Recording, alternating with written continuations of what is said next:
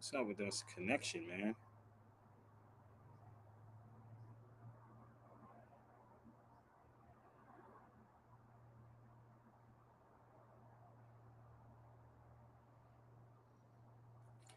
All right, let me fix my kafaya.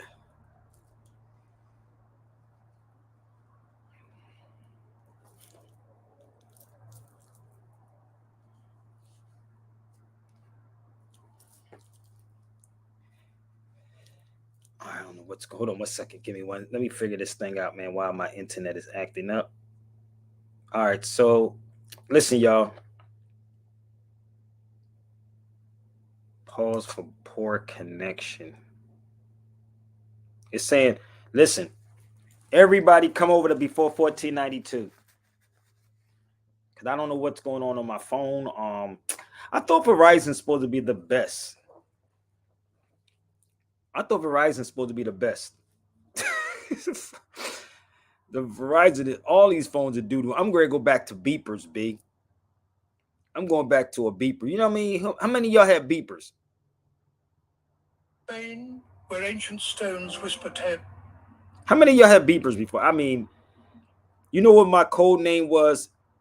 Um, my code name was on a beeper. Y'all know? Do y'all know anything about numerology? Real quick, without researching this, what will be my name in numerology? I already know about hidden fees. I know all about the contracts, B. Believe me. I know about I can pull out contract books. I told you. All of my Zoom classes I'm going to be giving. My webinars, the webinars is going to be on contracts.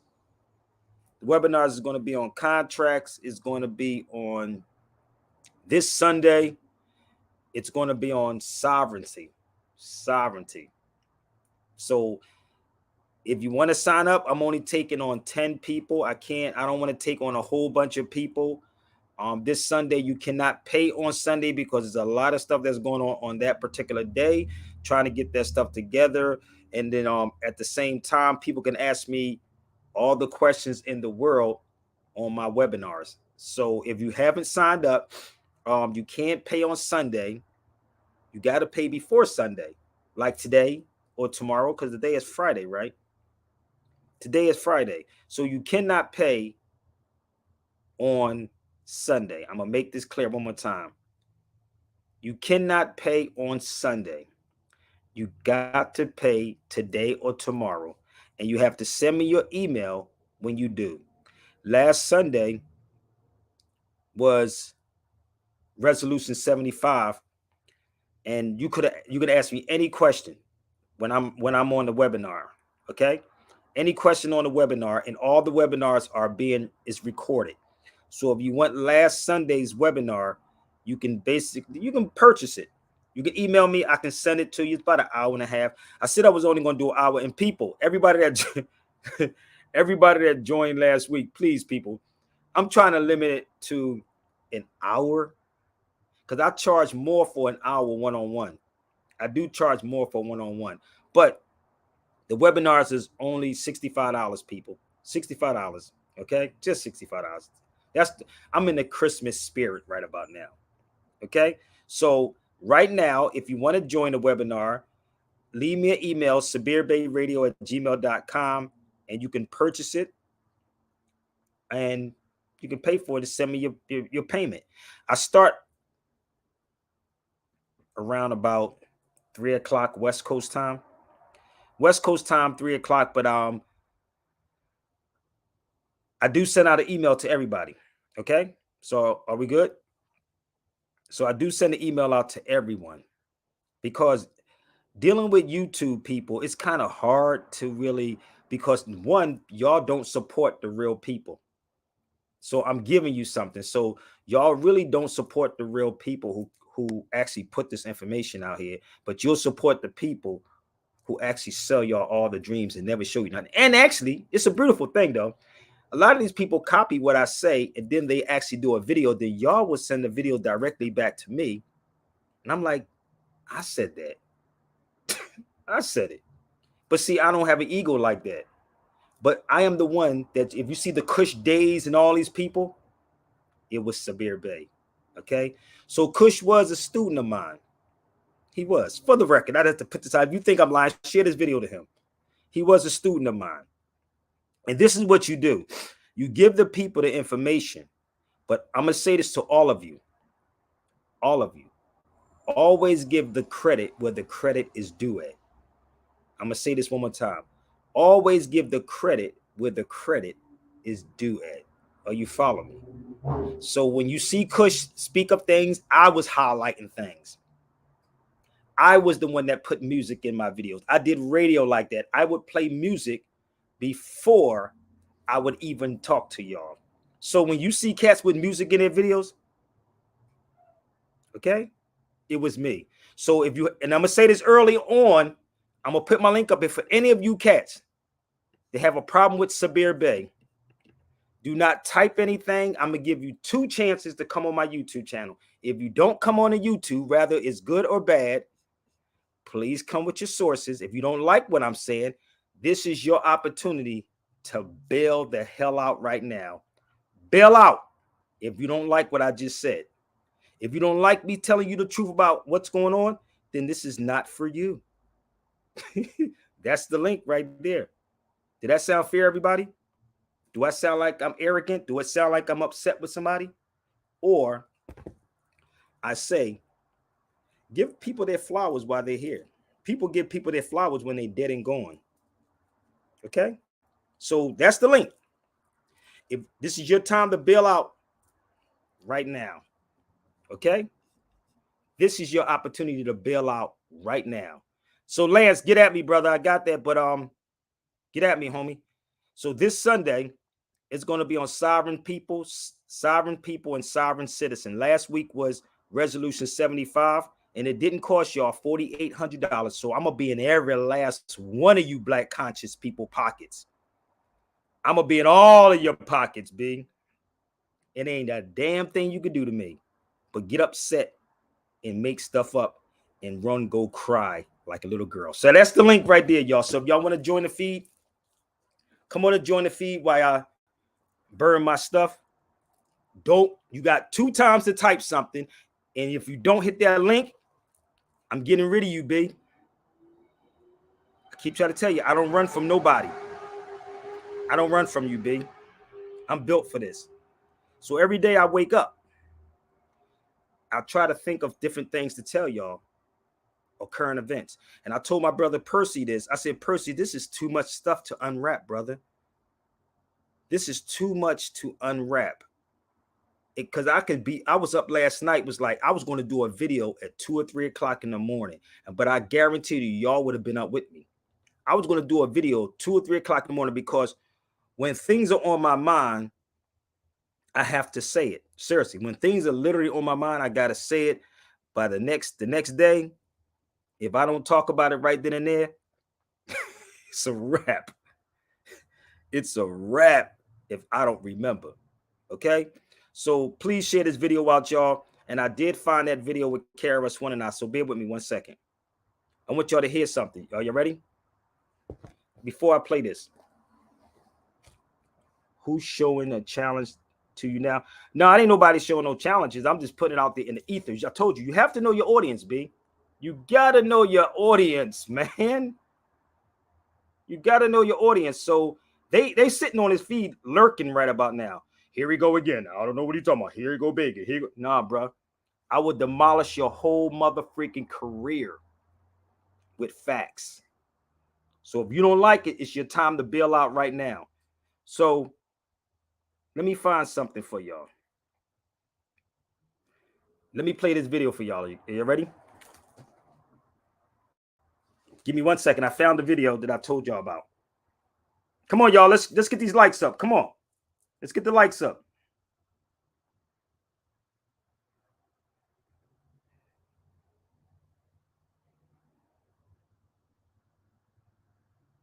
You should be happy to be in my presence too. I'm talking about the haters.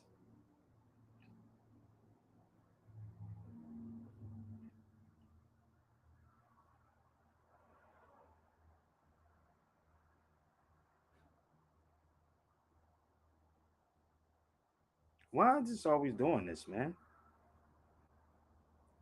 So remember the piece I told you with KRS-One?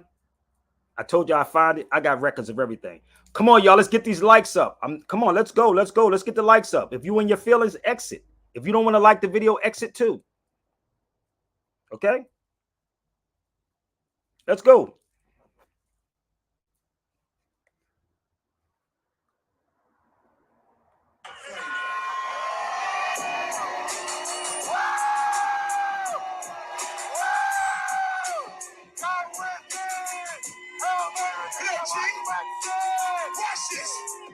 Come with me.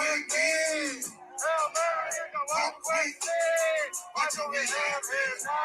Do you wanna ride or die? Sabir Bey in the building. Come with me. Oh, don't get mad at me. Why you get mad at me? Why y'all get mad? I just was in the stage. Hold up. One more time. White folks.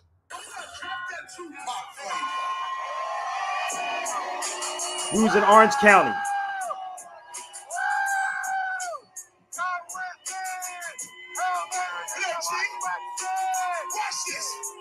Come with me.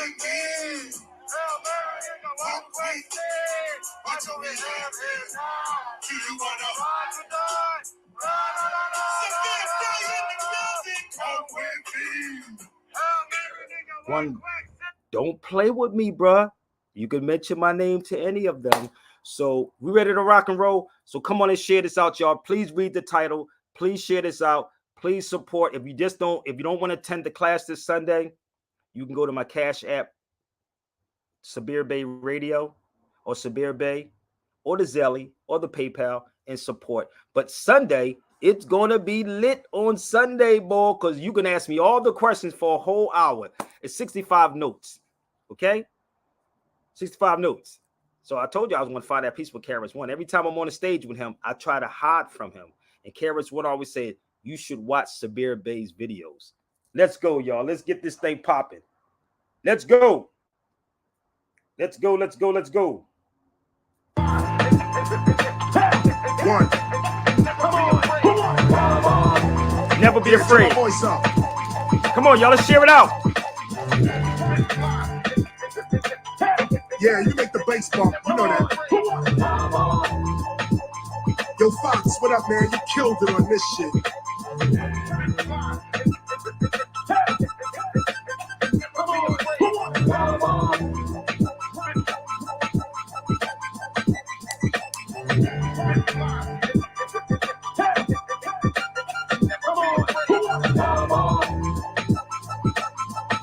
Are y'all sharing it out?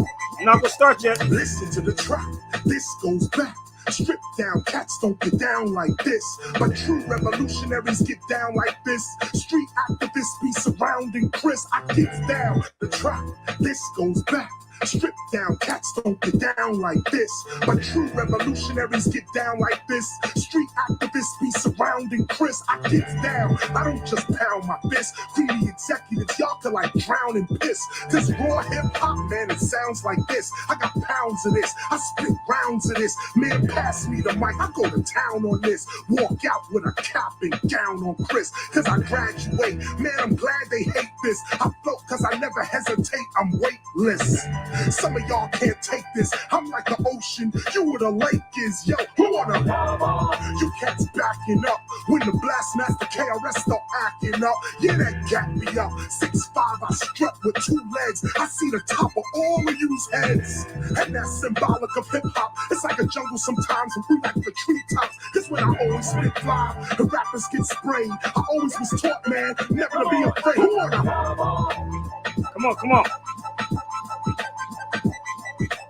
Always spit fly and never be afraid. I'm timeless. We the plus, man, ain't a minus. Nothing sounds like us. These rappers are starting to sound like the black versions of Imus. Me, I'm Akhenaten writing on papyrus. We old school, don't try us. Let me ask who are the Let me get this rhyme on. Let me turn my sign on. These lyrics will shine on. If this ain't hip hop, then I'm wrong. And I'ma be wrong, cause this is it. I take it all the way back to the boom, the bit. KRS-One, who's gonna jump on this? Class, gather round right now. The Y'all session ain't over. Come on, y'all. Salam It ain't Saeed, over. provide the beat. Come on. Come on, y'all. Let's go. Let's get these lights up. Gather round. You don't need to be stressing. You don't need to be guessing. The Obama deception, that was just one lesson. The military got all kind of weapons, and most of them are pointed at us. Come on. Class, gather round right now. The session ain't over. Salam Saeed, provide the beat. I think this will do. Gather round. You don't need to be stressing. You don't need to be guessing. The Obama deception, that was just one lesson. The military got all kind of weapons, and most of them are pointed at us from different directions. You looking for the same look. You protesting they guns, but you using a Facebook. Oh, you don't get it yet? The American military captured the world with an internet. You using military tools, and if you use these tools in school, you're in military school. Don't be fooled, man. Don't you realize it's humanity that rules?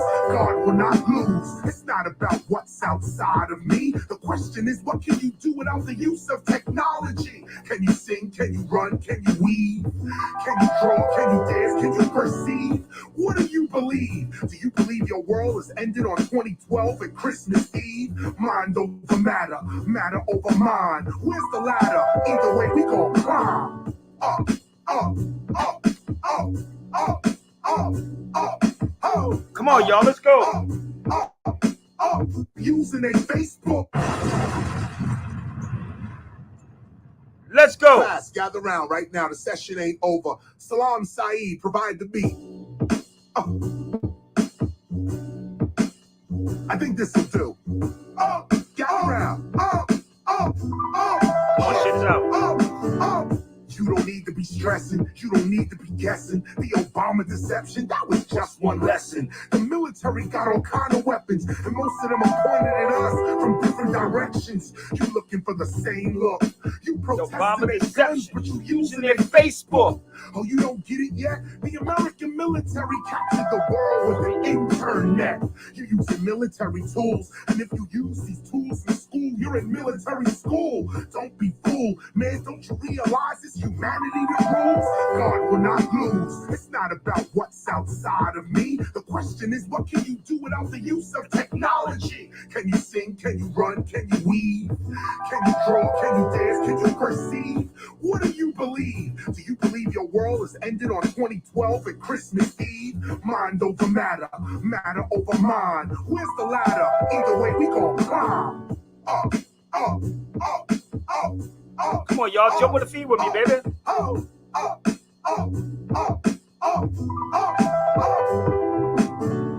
I ain't finished yet. My skills ain't diminished yet. I'm that MC that shows you how ill it get.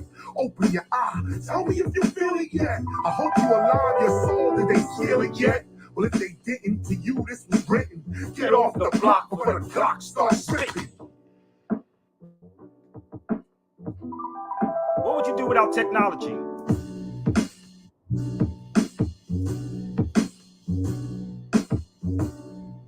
Hey, bro, what's up? Chi-Town in the building. Chi-Town in the building. What up? Hey, bro, she's working. So I'm going to play this one more time for y'all. So jump on the feed, y'all. Let's get it popping. I'm going to show you this video one more time. So every time I'm with KRS-One, if y'all want that video I did with KRS-One and James Smalls, also, last year is $40. It was like 2.5 hours with Professor James Smalls, KRS-One, and myself. Last February is coming up on, last February. But every time I'm with KRS-One, he's always like, he'll spot me if I'm somewhere in the crowd, if I'm on a stage with him. He always got to put me out there and say, yo, y'all better listen to him. I didn't have to pay KRS-One to do none of that. Okay? So listen up.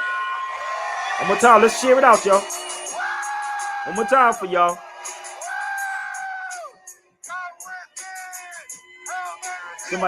Somebody sent me this clip.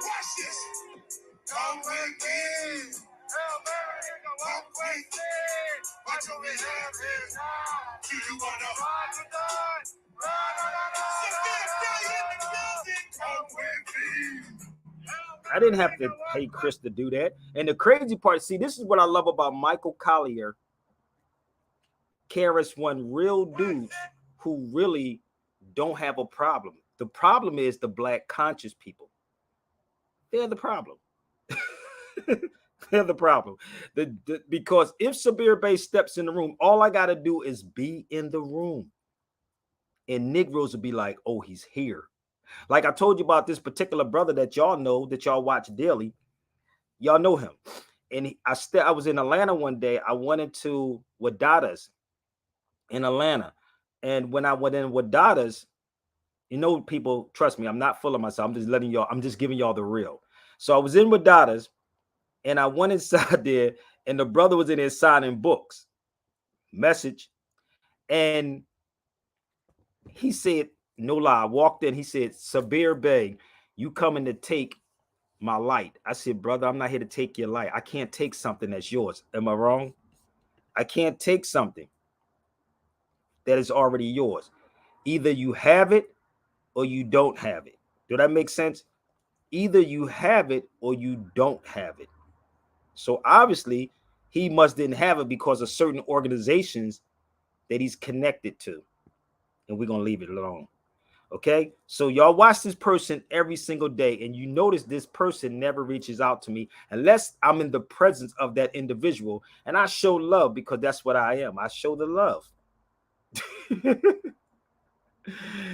Good knowledge costs. He said, good knowledge costs, folks. I have Professor James Smalls have an interview with Infodigi. I'm saying that's right, and it's true. So yeah, I did a video with James Smalls and KRS-One last February for Black History Month, and I'm talking with Chris now to do another interview. And y'all saw him. I do a lot of videos with KRS-One.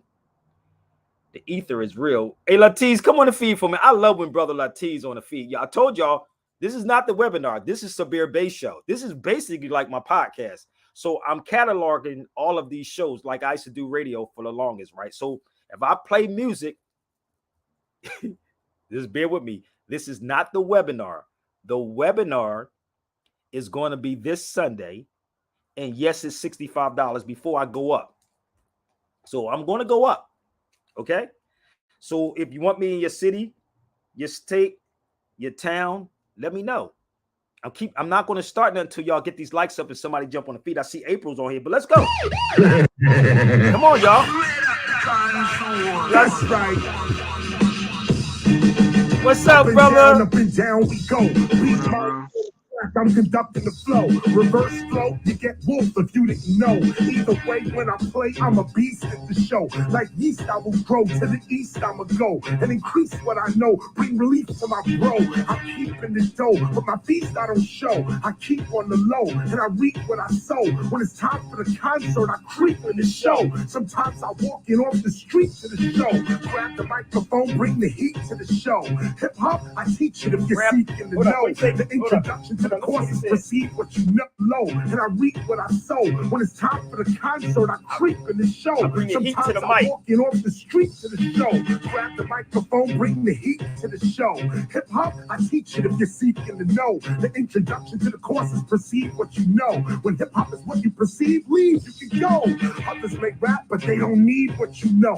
You a divine speaker, what you need is to grow. Believe me, I know, I see how it go. All the doors are shut till you reaching for dough. But if everything's for sale, then he is a hoe. And if everything's for sale, then she is a hoe. I do things freely, I don't believe in the dough. Up and down we go. Mr. Wall, Evil D, KRS on the flow. Anytime, any place, rhymes ready to go. Entertainment from the pavement, man, you already know. Never stalling, we go. Never crawling for dough. We that orthodox hip hop that all of you know. Man, I live through the ballers, they ain't balling no more. The arenas, the theaters ain't calling no more. The budgets from the labels ain't falling no more. Them big gold cables are pawned at the store. Them cats now thinking, yo, what was it all for? 20 platinum plaques, you still can't tour. All over the radio, you still can't draw. Now listen back to your lyrics. What was that all for? When you had the opportunity, you could have spit it raw. But instead, you wanted head from the lips to all these hordes. Now you're 54, and you don't spit it no more. Your jams in the clubs, they don't whip it no more. Head in the bed, you don't get it no more. Now you starting to think what I'm living for. That's when you see KRS is on tour. After a 2-hour show, he's spitting one more. Yo, let me show you what a legend is. Her rhyme is KRS, crazy rhyme stylist. You better keep your eye on this. Ain't none higher than this. These clubs don't stop hiring Chris. Time for the light to shine. Too many rappers rapping and they even fight for the right to rhyme. I'm nice with mine. I'm precise with mine. As you can see, I don't need ice to rhyme. You a fighter. I don't even like your kind. The rhyme you spitting now might be mine. But what they doing here if they don't like the rhyme? You ain't get what he said? Most of the stuff that you see on YouTube, them niggas took it from me, baby. Don't get mad. You gotta be original.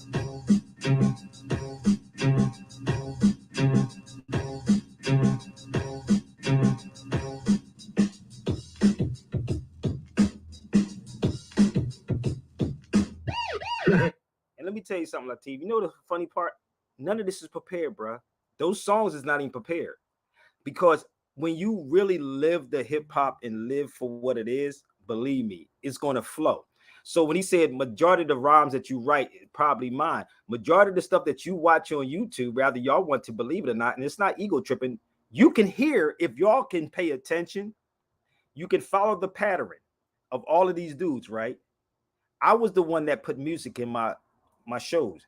If you go back to my radio shows, I was the one that introduced and started breaking music up that actually flowed with the content.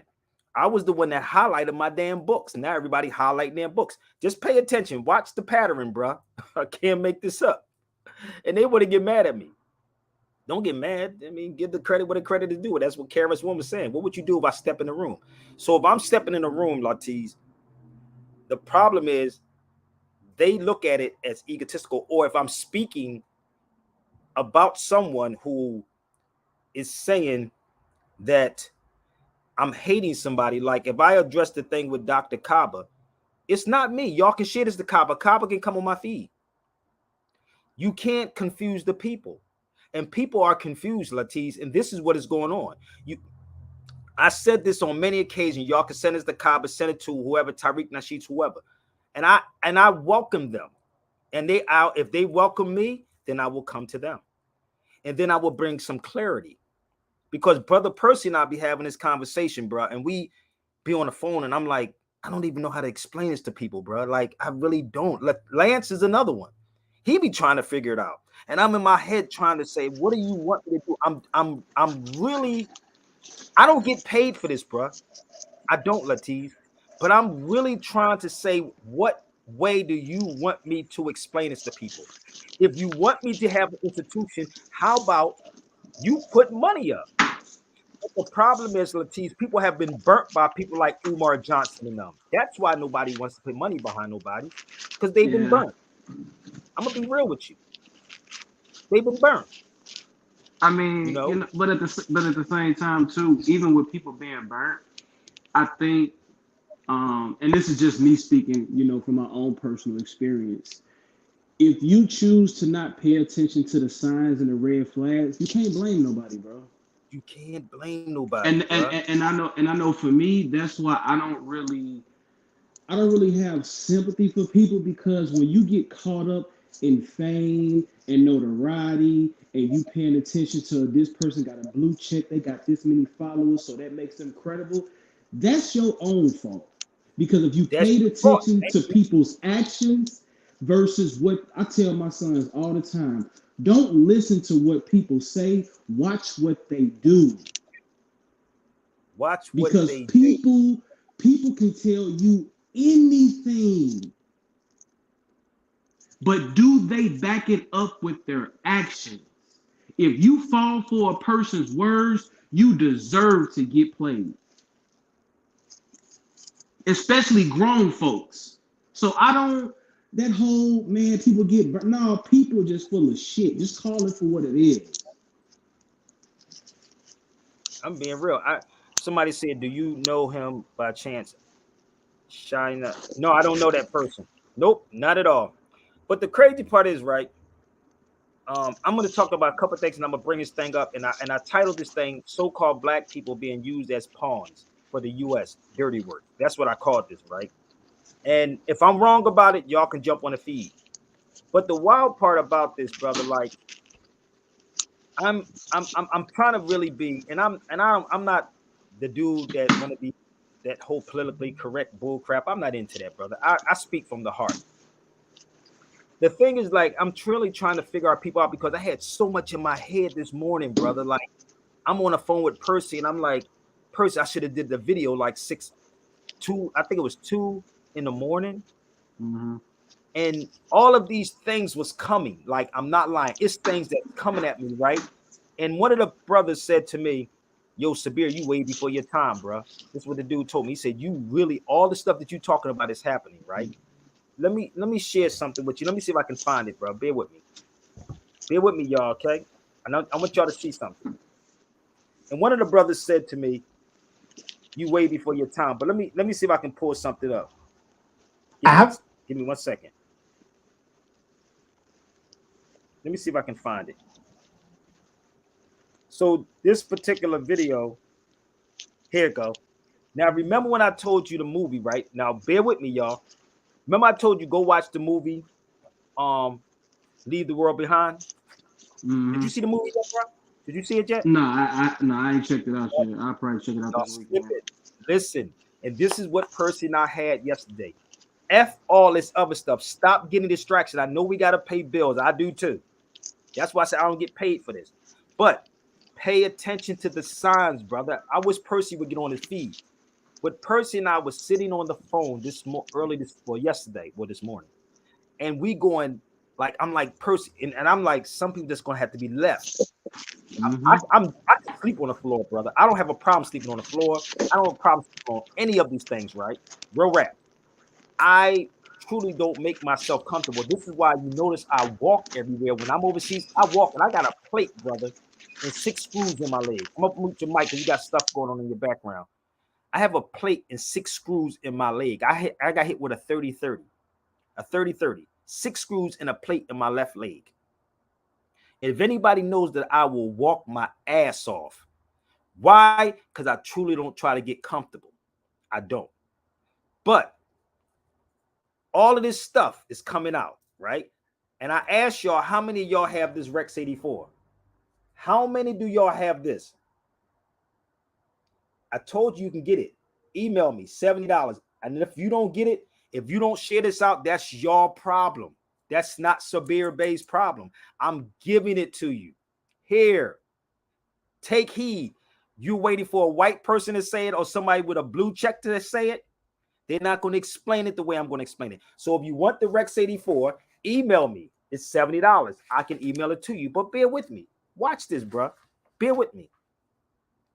So it's 2 things I'm going to show you how I predicted these things. Bear with me. Now, remember in the movie, they talk about the Chinese, right? Do y'all remember the part? Do you remember the part when they were sitting at the step? Because they always going to tell y'all what's going to happen. But if I can distract you, right, with football, basketball, stuff that has no substance, if you read the Rex 84. If you read the Rex 84, it's in there. But if I can distract you with football, basketball, who got divorced, who's gay, who's not gay, who's pregnant, nigga, I don't care about none of that. That's everyday stuff from where I'm from. But if you watch that movie, there's a part in the movie that says who they say was coming in, what they were dropping loose. loose leaves out the sky. Y'all remember that part? Remember they would, if you go watch the movies on Netflix, I know you black people like free, so you can go there. But in the movie, they were dropping these loose leaves out the sky. And they said, down with America, something like that, the doom of America. In the movie, go watch the movie, people. At the end of it, they say, yo, Sabir, you predicted this motherfucker, because you know why? You have to understand the art of war. Y'all remember that part? Remember that part? Yes, I'm going to have a class on Rex 84, but it's going to be the following week. But this weekend is going to be, I might even bring the Rex 84. Who knows? That's going to be a whole long subject. But this weekend is sovereign people, sovereign citizen. Y'all better pay today or pay Saturday. But in the movie, right? In the movie, when you see them sitting on a step, right? They were sitting on a step. And the dude said it was the Chinese, right? Chinese. Bear with me. He said, Sabir can walk. Yes, I can. I got stamina, don't I, boy? Y'all don't want to go overseas with me because I'm a walkaholic. But pay attention to this. Listen up. Listen. With China's People's Liberation Army, affiliated with China's People's Liberation Army have infiltrated critical services here in the U.S. Watch out. China's cyber army is on the attack. China's cyber army is invading critical U.S. services, cause societal chaos inside the United States to affect our decision-making around a crisis. Attack ports, attack water supply, attack energy supplies. So in short, China's preparing for war with the United States. China-affiliated hackers hit critical U.S. infrastructure, computer systems for water, power, communications, and transportation bodies. They have been affected. This just coming out today. Now, this comes as yesterday. I share with you the breaking news live as soon as it came out. China's cyber army is invading critical U.S. services. A utility in Hawaii, a West Coast port, and a pipeline are among the victims in the past year. But this all intensifying and coming out just yesterday that this is going to be increasing because take a look at this coming out today. The big one, preparing for a long war with China, January and February 2024. They're saying that 2024 looks like it is going to be the year of war. The United States, China, Israel, Hamas, Ukraine, Russia. Things are intensifying, and I'm going to be sharing with you the latest so you know exactly what's going on. So we're going to be taking a look at video footage and articles that have come out. Affiliated with China's people. I don't listen. Y'all, listen, man. Go tease. I'm trying to tell you, brother, why niggas worry about their hair, their car note, that shit ain't gonna mean nothing. And I'm sitting on the phone with my brother Percy. I'm like, I don't think they listen. We just gonna have to let them die. I'm not even prepared. I'm gonna be 100 with you. I'm gonna be a buck with you. I'm mentally prepared. I'm mentally prepared, right? No, I was gonna say that I don't think nobody's actually prepared, but mentally everything starts in the mind first. And you spoke about some of you make yourself uncomfortable so you're never comfortable. And the average person, they would lose their minds if they didn't have the comfort of everyday things like heat, electricity, water, the things that we become spoiled with.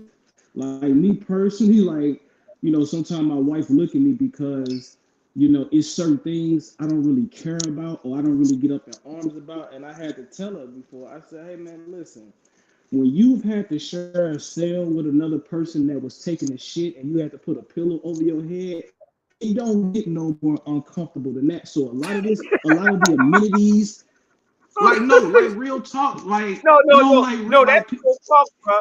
No, that's real talk. Because imagine being in a cell with nigga you got a shit with, and then imagine being in a cell with about 20, 30 dudes. Most of these niggas never said in a cell that you had to sleep on the damn toilet. That's what I'm saying, man. So it's like a lot of the regular amenities that we have become accustomed to. I can do without because I've been in that environment where you really have to make do with whatever you have. Hold up, listen to what you just said. You know the funny, do anyone listen to what he just said and he probably didn't recognize what he just said? Say that again. What you just said. When you in that environment, a lot of the amenities that we have become accustomed to, you don't have, so you just have to make do with what you have. Stop right there. Let me ask y'all a question. Let me show you how crazy Islam is. Do anybody know what dua is? Do anyone knows in Islam what is dua? He said, make it do it. Y'all think that's just there? I'm gonna let y'all marinate on that for a second because I know that's over your heads and probably over your pay rate. What is dua? And this is not pun and playing on words, because the language that we're speaking today is a bastardized language. I don't know if y'all, it ain't English. It damn sure ain't English. So he said to make it do. So if you know what dua is, right? It's something that you do, people. Come on, y'all. Let's go. Let's go. Let me show you how strong Islam is. I'm going to show you how crazy Islam is in your everyday life. You're speaking Arabic without even knowing that you speak in Arabic. Let me say this one more time. Majority of you are speaking Arabic without even knowing that you're speaking Arabic. I'm going to say this one more again. Most of you are speaking Arabic, don't even know that you're speaking Arabic. If you say the number system, you're speaking Arabic. If you're dealing with alchemy, you're dealing with Arabic. Do you see how simple this is? So what he said is to make do or make dua. So what happens, because we've been Christianized, this is why we don't understand what's going to happen. And it's a lot of black Christians that is the problem. The black Christians are the problem here in the United States. And if I'm wrong, bring me your scholars. Bring the scholars, B. Because it ain't the white man. He already trickled. This is why I said that black people are being used as pawns, so-called black people, because they know they're supposed to know better. You have all the degrees, all the everything that you need, but you never really suffered for real, for real. And when I'm looking at in Palestine, those people are suffering. And you can say, yeah, the Congo, they are too. But the reality is, it's the blacks. Do y'all know the history behind Rwanda? You better do some research. The Congo, the DRC, whatever it is, or Rwanda, that stuff been going on. It's us, tribal wars, bro. Like, what is that? Tell me, somebody share this to Shaka Bars and Dr. Cobb and them. I want to talk with them because this is the information I'm going to bring to them. This is what I'm going to bring to them. Shaka Bars, Tariq Nasheed, Umar Johnson, go share this to all of them right now. This is why I said Negroes don't want truth. None of y'all want truth. This is why we're going to drown and we're going to be left behind. Let's play this one more time. And this is the Rex 84 right there. This is the Rex 84 that's on the screen, right? This is what is happening. Give me 1 second. I'm going to post this up. It says things to do, keep the public ignorant. This is in 1969, and I had this document over 26, 27 years. 26, 27 years I had this document. So this is why the brother said, yo, Sabir, you way ahead. So when you hear other people give you pages of this, it's a whole book to this, fam. Less public organizations, access control points, require reactions and outputs and feedbacks. This is what is going on. This is why the Breakfast Club do what they do. It ain't the Breakfast Club. Somebody hand them stuff before they go in them studios, bro. They hand them who they want to come on these shows also. Yep, they have production meetings about who they gonna bring on and the subject that they brother, believe I've been in radio for over 20-something years. You think I don't know? Nobody controlled Sabir when I was on radio. You couldn't control me. So they have these meetings in these radio stations, who to bring on, who to not bring. You and these niggas are bragging. They don't bring real people on the Breakfast Club, brother. I don't give a damn what you say. Well, they brought Farrakhan on. Farrakhan was 90 years old in his late 80s before they brought him on here. Okay? And if you're offended because I said it, that's the truth. So they didn't bring Farrakhan on when he was in his state and when he was in his prime. When the minister was in his prime. This is what y'all don't understand, and you think I'm attacking people. I've been in radio for a long time. Why do you think they never reached out to me? I produced film. I was in Hidden Colors. I was in all of them. I produced Out of Darkness. Think about it for a second. Am I wanting to go on in? No. I just want y'all to understand the real. So this is what is happening. That's the Rex 84. And I'm going to walk you through this to show you what is happening. Bear with me. If you don't have it, I told y'all you can email me. I can email the PDF to you. I printed it out on PDF for everybody. Please don't expect me to give everything for free.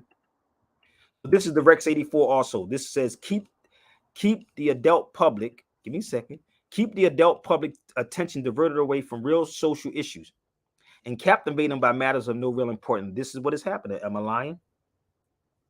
You mean to tell me y'all can't recognize what's going on right now? School. It's in plain sight, man. It's in plain sight.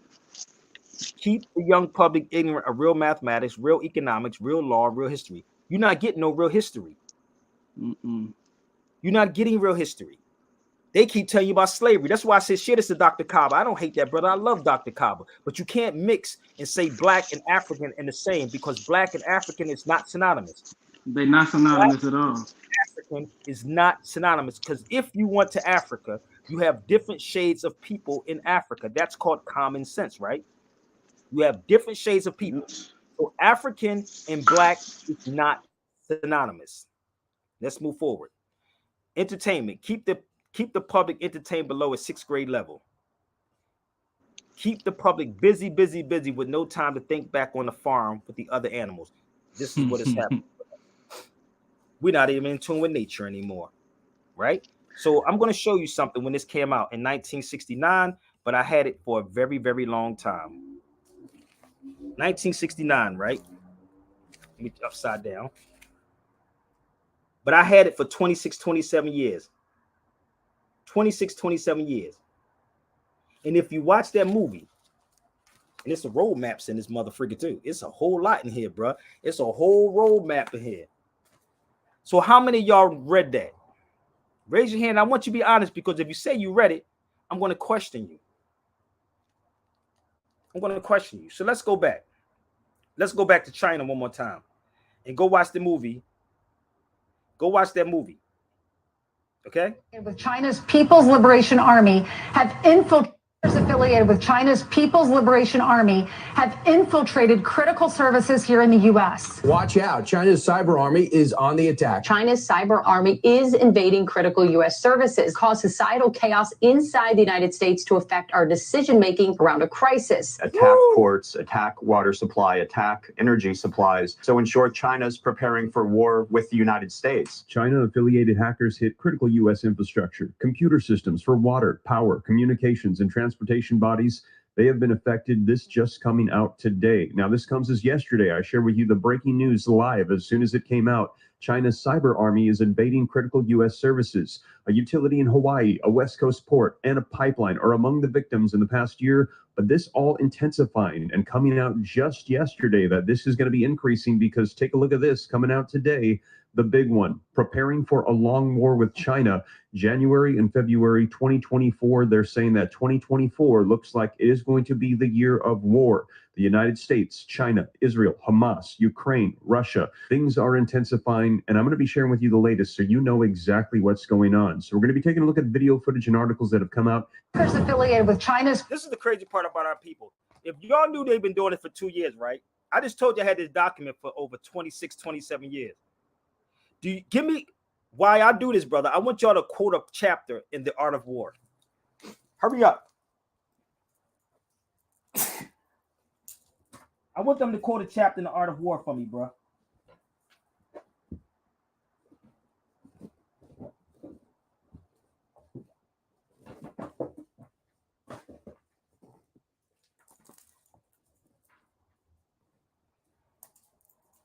Please quote a chapter in The Art of War for me. If just in case y'all don't know, every politician reads these books. Every politician. Oh, they all read the books, right? Quote a chapter in The Art of War. And watch how crazy this is. Now, remember what that lady said, right? What the news people were saying. So in The Art of War, it says attack them when they are weak. Attack them. This is all tactics. Attack them when they are unaware. So you're unaware of what the hell is going on. So for the people that think I don't know, test me. Oh, test me, B. Try to test me. I can go into all of this. For the skilled is profitable. For the unskilled is dangerous. For the skilled is profitable. So you think it's a game until it's knocking on your door. It also says reward them They said also say, so what kills the enemy is anger. What gets the enemy's goods is rewards. You think I don't live this, brother? So let me explain this to y'all. If you put a D onto anger, it becomes danger, and you become dangerous, because a person that does not think or who cannot control their emotions, right, is a dangerous person. Are y'all following me? So they already know. This is why I don't get caught up. If a European said to me, go back to Africa, right? Most black folks would get upset and get mad. Most of y'all get mad. You know what I would do? Malcolm said, be cool, calm, and collective. You know what Malcolm said, bruh? Do you know what Malcolm said? Hold up. Give me 1 second. Do y'all know what Malcolm X said? Be cool, calm, and collective, right? What does that even mean? Because if a European told me to go back to Africa, I would tell them to go back to where they came from. And where would they go back to? Where would they go back to? If I told Europeans, I'm not going to get upset. This is why people don't understand what Ye is doing. Ye can't explain it the way he want to. So I even told y'all to share this to Talib. I was waiting for Talib the Kweli to email me when I talked about the garb that Ye had on. But it ain't just the conscious people, it's the educated people also. I do, honestly, brother, I do a video twice a day, sometimes 3 to 4 hours of straight fire. And you mean to tell me out of the whole time you ain't share this out to these people? You mean to tell me they didn't get the memo? So I want y'all all right now, since y'all think I'm playing, I want y'all to share it out. Let's go. I told you I'm gonna mix some music up because y'all not hearing me. Okay? So share it out to everybody. All right? Because I don't think they're getting the memo, bro. I don't think they're getting the memo. So share it out, y'all. Share it out. Let's go.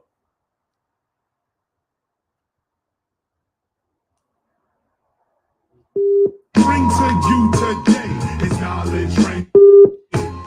You got no time to joke and play, cause knowledge reigns supreme. While others play that game for fame, the concepts bring you stress and strain. But blessed are those that know my name, it's knowledge reigns supreme.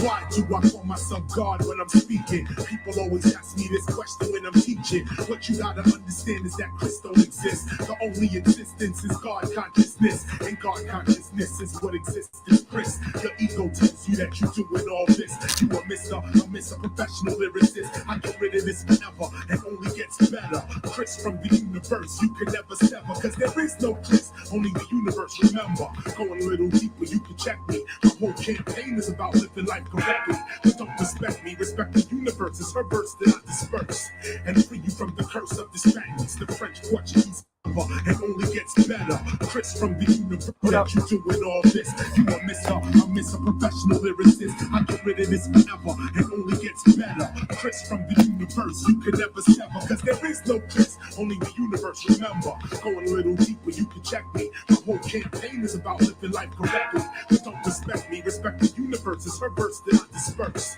and free you from the curse of the Spaniards, the French, Portuguese, and English. Check me as I sing it, living life correctly. But don't respect me, respect the universe. It's her verse that I disperse and free you from the curse of the Spaniards, the French, Portuguese, and English. Check me as I sing this, science of mine, I bring this.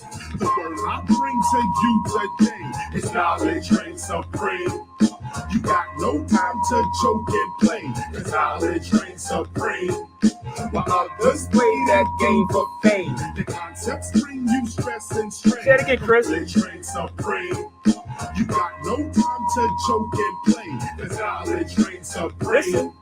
While others play that game for fame, the concepts bring you stress and strain. But blessed are those that know my name, cause knowledge reigns supreme.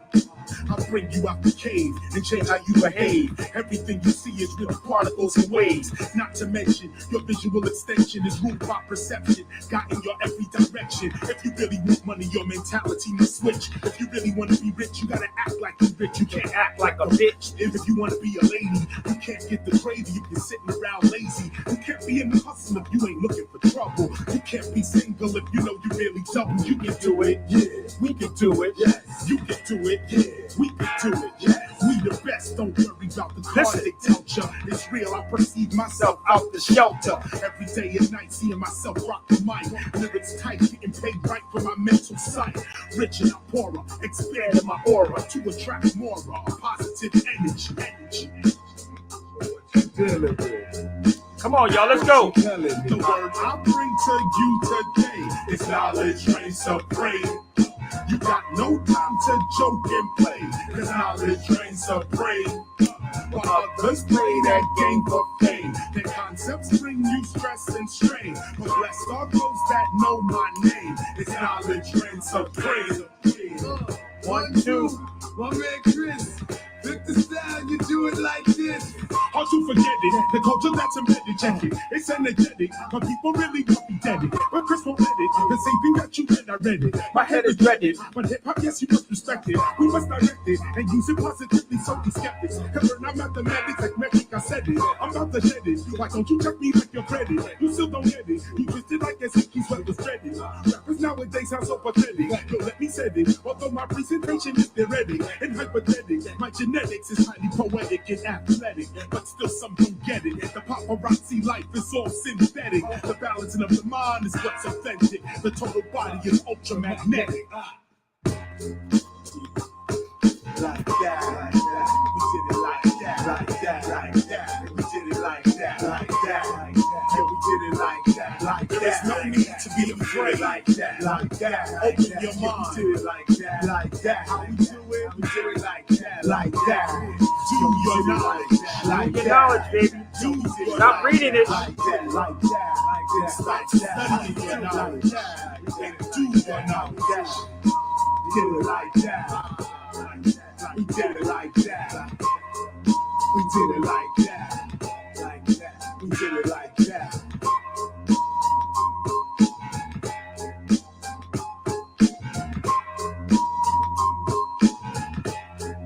This is off the top. I told y'all nothing's prepared with me.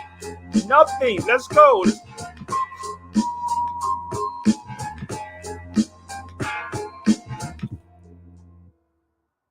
He said to free you from the Portuguese, Spanish, and French. Hold up. Now, y'all do know that I was in France. I was in France too, right? And I was also in Portugal when I went to the Moorish Castle. You do know I took this book with me when I went to Portugal. And if you read this book, if you're a teacher or ex-teacher, read it. This is from Cambridge. I took this over to Portugal with me. And I went up to the Moorish Castle. I was up at the Moorish Castle with this, right? And y'all know that I stay in Spain. But the weird part is, why do you think they still should say, well, let's talk to Sabir about this? Because you know why? A lot of these people that y'all watching these social medias are looking for attention, bro. Y'all don't get it yet? Don't get mad at me. It's okay. It's all good. But let me move forward. That's why when I showed you that and told you about the movie, and I told you about what China was going to do, but that's not the only movie. There's another movie called Red Dawn. That's another Dawn movie. That movie also talks about it, because what they're doing, they're coming in. While we distracted on, is Jesus black, is Jesus white, or Cardi B getting a divorce, or Puffy making a movie, or 50 don't. Distractions, B. It's all distractions. So all this stuff is happening. So people are saying, yo, Sabir, you way ahead of your time with this, bruh. Like, let me show you something else, bruh. Bear with me. Give me 1 second. I'm going to pull this up, and I want you to see something, okay? So there's a video. How many of y'all know who Ibn Khaldun is? Hopefully, I still got that video up here. Give me 1 second. Y'all want to hear something from a colonel? Listen up. I told y'all. They saying, boy, you way ahead of your time. Listen to this. Pay attention, y'all. Shout out to my cemetery. man Mark. Shout out to my man Mark from Boston who sent me this too. And when I shared this to a couple of people, they said, "Yo, Sabir, he's saying what you said." Listen up. Hold up. Can't make this up. We'll give you the piece of the grave, and that's about it. Now, that satisfies the current government of Israel, but it puts us in a very difficult position globally as well as regionally. Now, the second point I want to make, and I think this is very important, there is a concept or a word in Arabic called asadiyah. This is a word you don't hear much anymore, but it's a word that refers to social cohesion, group solidarity, or unity of action. It is a word that was used by Ibn Khaldun, probably the most a word in Arabic called asadiyah. This is a word you don't hear much anymore, but it's a word that refers to social cohesion, group solidarity, or unity of action. Ibn Khaldun. It is a word that was used by Ibn Khaldun, one more time, probably the most famous historian. You don't hear much anymore, but it's a word that refers to social cohesion, group solidarity, or unity of action. It is a word that was used by Ibn Khaldun, probably the most famous historian of the Middle Ages, who happened to have been an Arab from Tunis. His work had a profound impact on the West. Everyone from Toynbee to Oswald Spengler all studied and read his works. You could actually call him the father of modern historianism, if there's such a thing. Did y'all know that? And in it, he says, those who have not seen the power of Islam do not appreciate it. I don't think y'all heard that. Today, Israel, but it puts us in a very difficult position globally as well as regionally. Now, the second point I want to make, and I think this is very important. Ibn Khaldun. There is a concept or a word in Arabic called asadiyah. This is a word you don't hear much anymore, but it's a word that refers to social cohesion, group solidarity, or unity of action.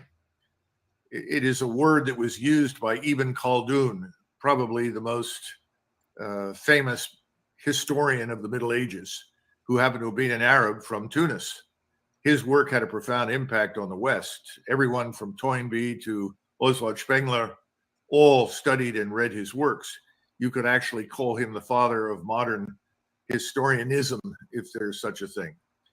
And in it, he says, those who have not seen the power of Islam do not appreciate it. Today, we have historically viewed, and today we view Islam as weak, a loose grouping of states that are more interested in killing each other than they are in doing any damage to anyone else. There have been a few exceptions, but that's essentially the analysis. Asadiyah, however, is emerging in the Arab world. Woo! It's emerging because of this war for Jewish supremacy in the region that we are supporting. And it is bringing states and peoples into coalition now that historically have not cooperated in any meaningful way for centuries. I think we've reached this dramatic strategic inflection point. That's another reason why this war is not going to end anytime soon. There may be a lull, there may be pauses, but ultimately this regional coalition that is emerging is going to strike back with a vengeance unlike anything we've ever seen.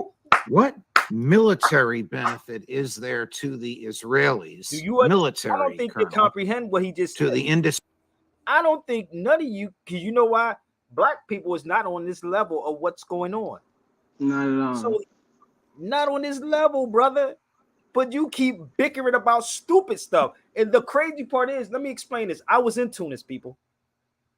For the record, for the people, because he said Arab. Now, I'm going to show you how they throw you off, black people that's not educated. Now, you can't put Sabir Bey in a room and say Arab, because the Sabir Bey would say, what Arabs are you talking about? See the difference? I'm going to say, what Arab are you talking about? And this is why people are so confused. And this is why I was sitting with my brother. I was talking to Percy, and I would say, Percy, how can I get this to people so they can understand this? Right? I'm asking him this, and I'm asking y'all, how? Because I make it very simple. Anybody knows I was in Tunis, right? So they can use that on someone that don't know what an Arab is, right? And this is why black people who don't know anything about Ibn Khaldun will sit up here and say he was a racist. How could he be a racist when he's in Africa? This is why I have an issue with Kaaba now, because they make it seem like people, they say in black and African is synonymous. You and somebody said they shared this to Dr. Kaaba. Kaaba, you can call me, you can set it up on your platform, and I can actually talk with you and talk to your audience, Dr. Kaaba.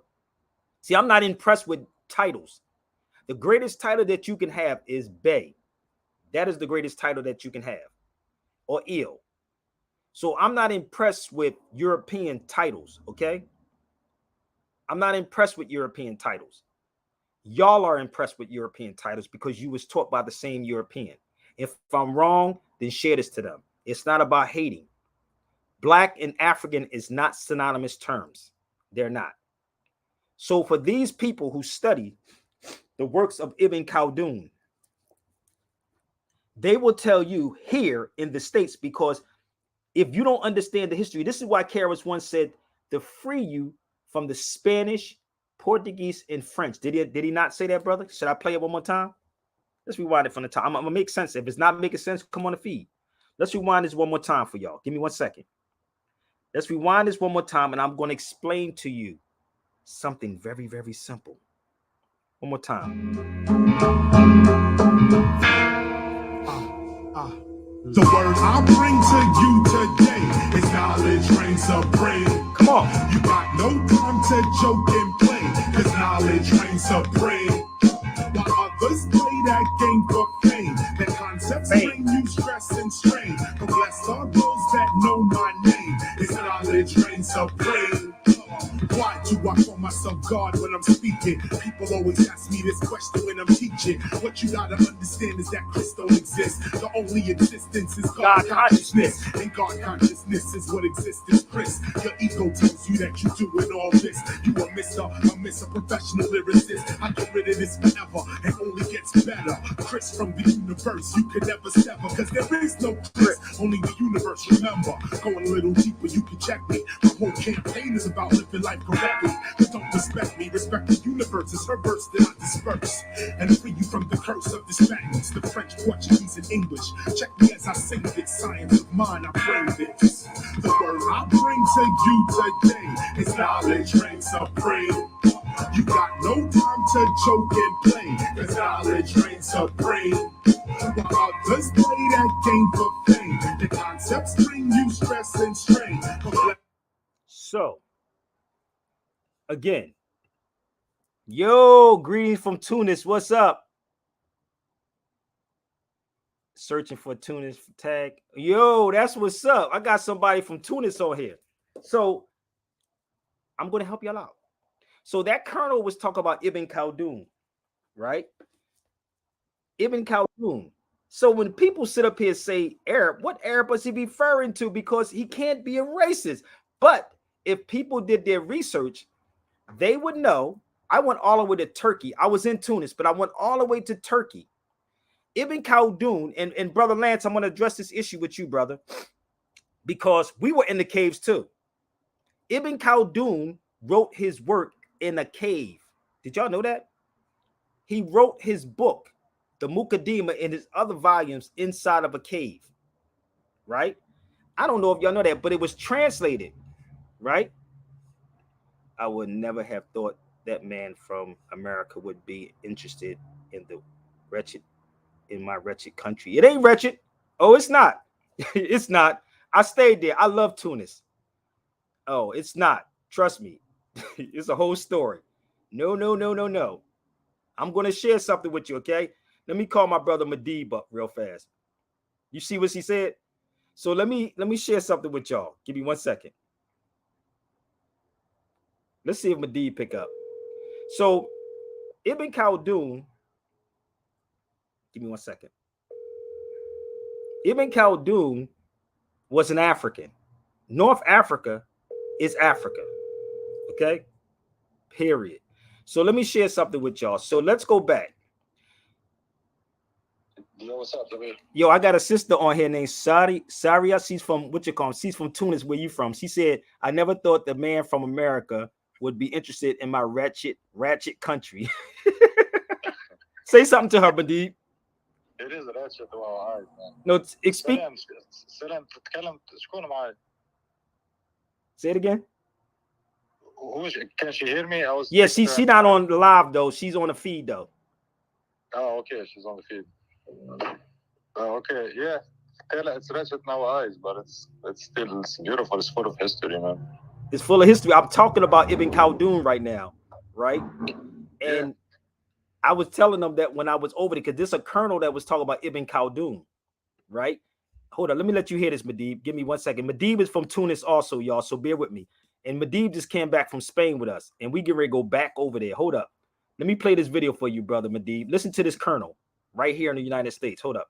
Listen to what he just said. Listen. Group solidarity or unity of action. Hold up. It is a word that precision munitions, including 100 2,000 pounders, that can be lobbed at will by the Israelis wherever they like. We didn't say, we're only giving you so much. We're not going to support these kinds of actions. It's really unconditional support. So for us to talk about a just peace for the Palestinians in the minds of Arabs, Turks, and Iranians is essentially to say, we'll give you a just peace. It's called the cemetery. We'll give you the peace of the grave, and that's about it. Now, that satisfies the current government of Israel, but it puts us in a very difficult position globally as well as regionally. Now, the second point I want to make, and I think this is very important, there's a concept or a word in Arabic called asadiyah. This is a word you don't hear much anymore, but it's a word that refers to social cohesion, group solidarity, or unity of action. Listen to what he said. It is a word that was used by Ibn Khaldun, probably the most famous historian of the Middle Ages. Listen to what he said. Who happened to be, it is a word that was used by Ibn Khaldun, probably the most famous historian of the Middle Ages, who happened to have been an Arab from Tunis. His work had a profound impact on the West. Everyone from Toynbee to Oswald Spengler all studied and read his works. You could actually call him the father of modern historianism, if there's such a thing. And in it, he says, those who have not seen the power of Islam do not appreciate it. Today, we have historically viewed, and today we view Islam as weak. A loose grouping of states that are more interested in killing each other than they are in doing any damage to anyone else. There have been a few exceptions, but that's essentially the analysis. Asadiyah, however, is emerging in the Arab world. It's emerging because of this war for Jewish supremacy in the region that we are supporting. And it is bringing states and peoples into coalition now that historically have not cooperated in any meaningful way for centuries. I think we've reached this dramatic strategic inflection point. That's another reason why this war is not going to end anytime soon. There may be a lull, there may be pauses, but ultimately this regional coalition that is emerging is going to strike back with a vengeance unlike anything we've ever seen. And you hear what he said, Madib? Yo. Yeah. First of all, it's Asabiyah, not Asadiyah. Asabiyah? What is it called? Yeah, it's with the B, not with the D. He said the words. It's Asabiyah. Asabiyah. Yeah, he said Asadiyah, but it's Asabiyah. So basically, Asabiyah, what he's trying to say. At the end of the empire, that's what Ibn Khaldun, because Ibn Khaldun broke it down for us throughout history, and that's going to happen always for the rest of humanity. It's like the manual. That's why Ibn Khaldun is so important. One of the fall of the empire to become the Asabiyah.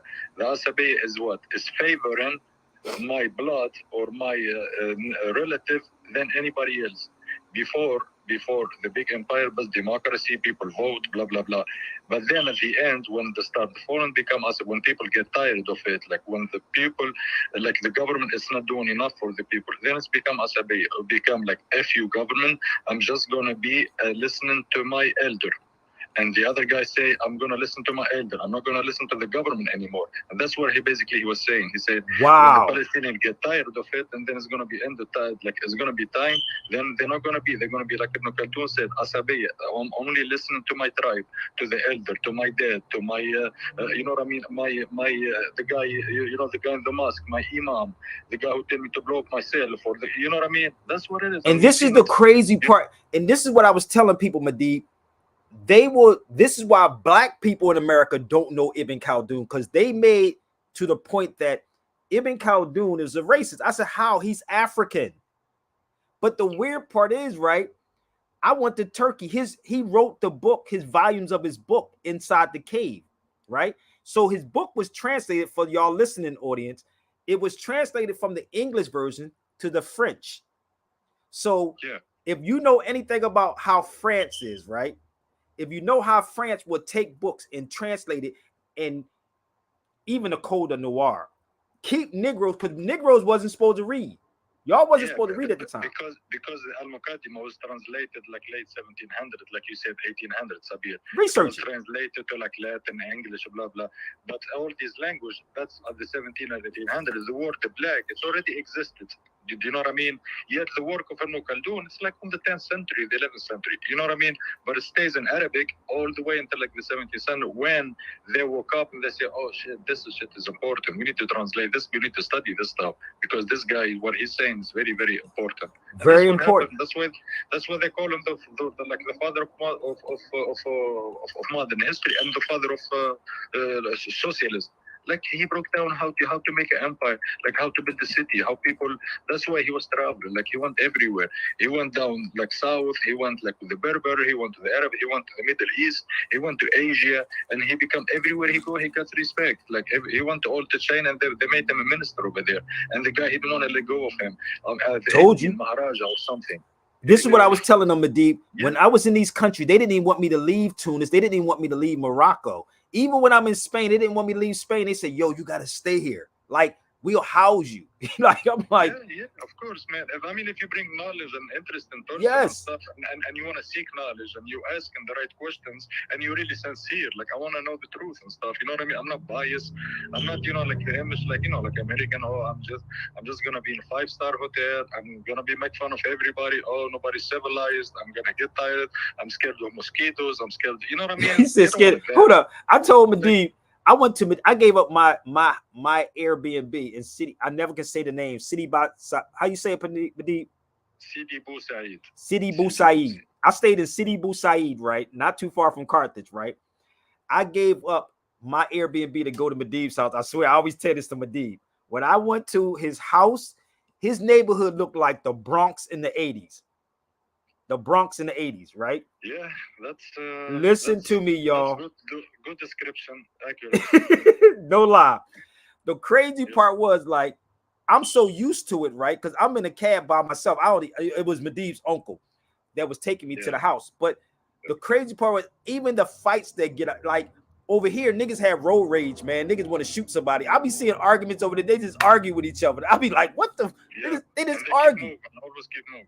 And keep it moving. Nobody want to kill you. Nobody want to shoot you. It's just an argument. Over in the States, niggas want to shoot you over road rage, man. I'm like, they're just venting. You know what I mean? Like, oh, you know what I mean? You cut me off. Oh, this, fuck this. And then they go away. You know what I mean? Like next, like that. Yeah, it's just venting. It's not like real fights and stuff. Right. So the crazy part is, the word black is a modern day term. It's a Middle English word first and foremost. But when you have people that's going over to these countries calling people black, because there's nobody's black and there's nobody white. So in these particular times, they didn't use those terminologies, because the word black is a Middle English word. It's spelled B-L-E-A-C, B-L-E-A-C, right? It's an Anglo-Saxon word. This is why I said earlier that nobody. Ibn Khaldun is not a racist. Never was a racist. Never was a racist. He was just a historian, and he was like seeking knowledge, and he went everywhere like I was doing. and he brought us some stuff that's good for all humanity, man. Why we're stopping on this? Like, oh, because of this, because I read this French. This guy told me, oh, this is because he said the N-word or something. I think that's the whole debate. Because I was reading one time about like what's the beef with the Khaldun and stuff. I see like they say, oh, he said something but niggers or something. Okay, right? but this is what he's talking about them being lazy, right? But it was translated. You can, you know, the first time I went to Spain, the guy told me, Madib, he said, by the time stuff get to y'all in the States, things are lost in translation. This is exactly what the dude told me in Spain, right? Yeah. So what, and this is the crazy part, Madib, we was over there, you was over there at the time, but you wasn't with us. When we were in Seville, they called Percy a Negro in Portugal. I mean, in Seville, right? But if Negro and nigga was before black, I can call you black in English and get away with it, because that's all I'm really calling you is a nigga in English, black man. You see what I'm saying? So when I'm traveling to these particular countries and I'm sitting amongst these people and I'm trying to figure it out, they was calling me Ibn Battuta when I was there. They was telling me like a Ibn Khaldun. And the weird part is, as I'm sitting with these people trying to figure this thing out, right? And you know how many times I've been to these places, brother. And I'm really trying to like say, oh, how can we do this? How can I educate these people in the States or who these people are? And this is why when I was in also Morocco in the Atlas Mountains, the brother jumped up out the chair and said, why don't you teach this to the people in the States? I said, black people in the United States don't want to hear this. They want to hear slave stuff. This is what he said to me. I literally told him that, right? Now, I'm putting something up on the screen, right? I was going to take this class called the Muqaddimah Diploma in Islamic History. I had an interview with this brother, and it was 150. This is around the time my son Amir got killed, Madib. So my mom wasn't there. Amir got killed in 2020. This was in September for 2021. Remember I was supposed to take that class? Yeah. So my son got killed in August of 2020. My mom wasn't even there, bro. My mom is not there to take no class, pay no money. I had to, you know, deal with a burial. You know what I mean? I had to deal with that. And that's a lot to lose your child and to still stay focused on people that don't give a fuck about you, bro. I'm gonna be real. So I didn't even take the class because I was going through a whole lot, and I'm still trying to fight this thing, man, to really get back on track. But I had an interview with the brother, and the brother, it was one dark-skinned brother, you know, y'all would say black, and it was a couple other people, and we on the feed.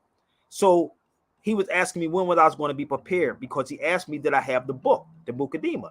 I said, yeah, I have the book. I bought the Muqaddimah when I was in Tunis, right?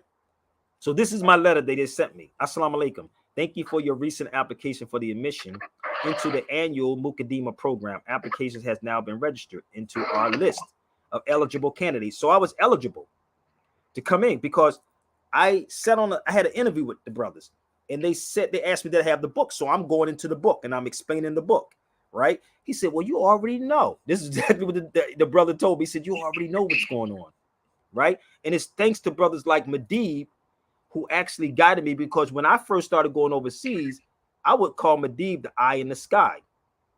I've known Madib over 20-something years. He's from Tunis, but I've known Madib over 20-something years. He damn near like family, and we fight like family too. But, you know, I met he do. Because he always tell me leave people alone, leave these people alone. Like, there is opinion that we agree on, and there is opinion that we don't. You know what I mean? But we still, like you said, we fight. You know what I mean? We argue here and there, whatever, because you know everybody at the end of the day, you know, you're free to think what you think. You know exactly. But there is, because he always tell me to go get the money. And now go get the money, man. Leave this shit alone. Go get the money. Just give the people this information. And I'm working on it. And I could take that. And sometimes but I also tell people I have to do it my way, the way I have to deliver it to the people, because he know me when I was in the streets hustling, even though I was selling pizza with them. You know what I mean? So I'm that, you know, it is what it is. But I'm trying to figure out ways that I can get this to our people so we can understand this, because y'all need to know who Ibn Khaldun is, Ibn Sina is, Abbas Ibn Fanas. You know, you need to know who all these people are, because all of it come out of Islam. Whether you want to believe it or not, it comes out of Islam. You know, and again, man, it's like I'm looking at our people that are selling our people out, and you want other people from other countries to sit up here and tell y'all something, you know what I mean? To tell you, you know, oh yeah, brother, but we were slaves, brother. Everybody suffered from that. But let me show you something in Ibn Khaldun's work. According to Ibn Khaldun's work about civilization, right? He talks about each nation must have its own, have a home where he can grow up and from which realm of takes its origin. This is what he's talking about. When its members take from the realm, what he said, the possessions of another home. He's talking about every nation must have a home. This is what Ibn Khaldun was about, right? I'm gonna show y'all something else. I'm gonna walk y'all through what Ibn Khaldun was talking about. Give me 1 second. Sabir, yeah. Let me deal with the kids for a second. Okay? Go ahead, man. But in a little bit, I'm gonna be watching. Okay? No doubt. All right, peace. But I found modern racism against Africans. Exactly. And this is the thing, sister. We gotta correct this, because if share this to everybody that you know is in Tunis. I'm so open. I'm gonna give you my email too. So this is what Medib and I was doing. This is what we do. They're not. These people have even hijacked Islam. Did y'all know that? These people have, listen, these so-called pale-faced Arabs have hijacked Islam. If you read this book, you will understand who the real Arabs are. It's by Tariq Berry. Tariq Berry. And it will tell you that the people that's in the States and in America are the Arabs. It will tell you that we are the Arabs, right? But we must have these conversations. We must have these conversations about who they are, because y'all think it's a race of people. Y'all really think it's a race of people. And that's the issue that I have with these black conscious people.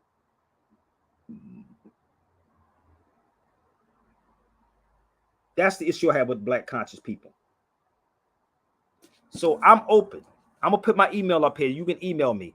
I'll be back in Tunis real soon. SabirBeyRadio@gmail.com. I'll be back in Tunis. If y'all love this content, please, people, do me a favor right now. Hit the like button. Hit the support button. Okay? I'm going to put this up here. Because if I could get the finances to travel, to get this information out to people, I would. Or y'all can set up a lecture wherever you at. Okay? You can set it up. And you can bring your scholars into the cipher, okay? Bring the scholars. All the ones that was educated by the so-called white man. I'm going to put my Cash App up here, my PayPal, and my Zelle up here. Give me 1 second. Okay? And this is why I go to the places that most of these black scholars don't go to. Okay? So this is what Ibn Khaldun was talking about. And Ibn Khaldun was talking about all these things too. Give me 1 second. Oh, I can go down the line with all of this, man. Y'all want to see some more? Hold up.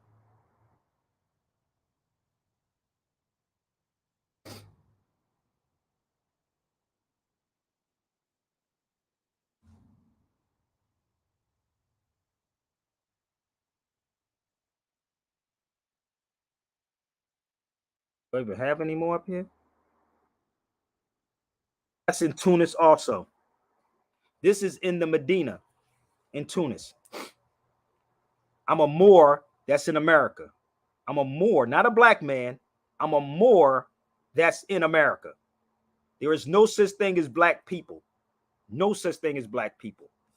And I'm glad my sister on here from Tunis so she can understand that we all not dead here. Okay? That's in Tunis. This, and she knows exactly where I'm sitting at if she's from Tunisia. She knows exactly where I'm sitting at. Okay? Let's move forward. I got more. I told y'all. Get ready for the 1492 tour, y'all. Before 1492 tour gonna be puzz hopping. Give me 1 second. That's me in Tunis. All day, baby. It's a lot of history that came out of there, B. It's a lot of history that came out of Tunis. And I'm not there, like Medivh said, as a tourist. I wasn't there as a tourist, B. Come on, y'all. Let's get these likes and hearts up.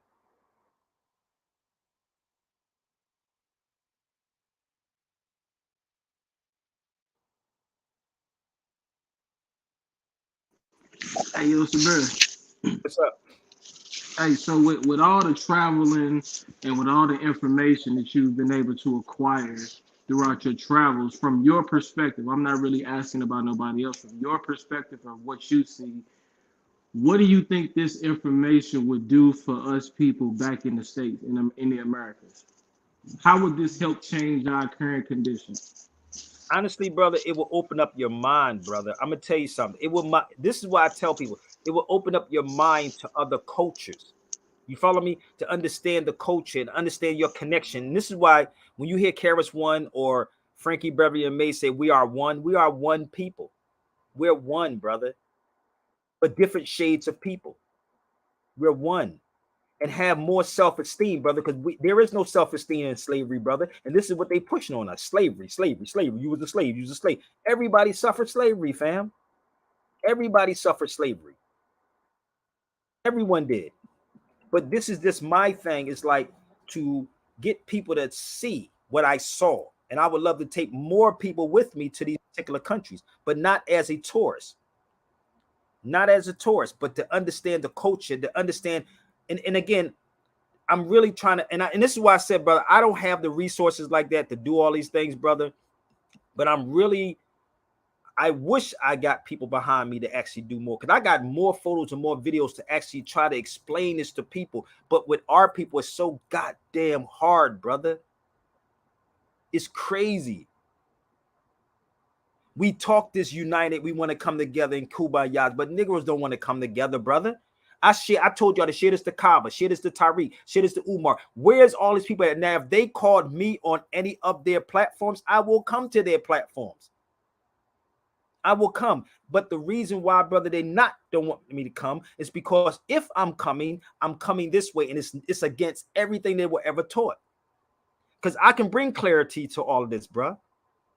So it's like it's weird with me because I'm really trying to like figure this thing out, bro. I'm one person. I don't have no fucking money like that, bro. Excuse my French, but I don't. But I give you the time. I'm giving you this to say, help me out, or share these videos out. Let's have these conversations. What do you want from me?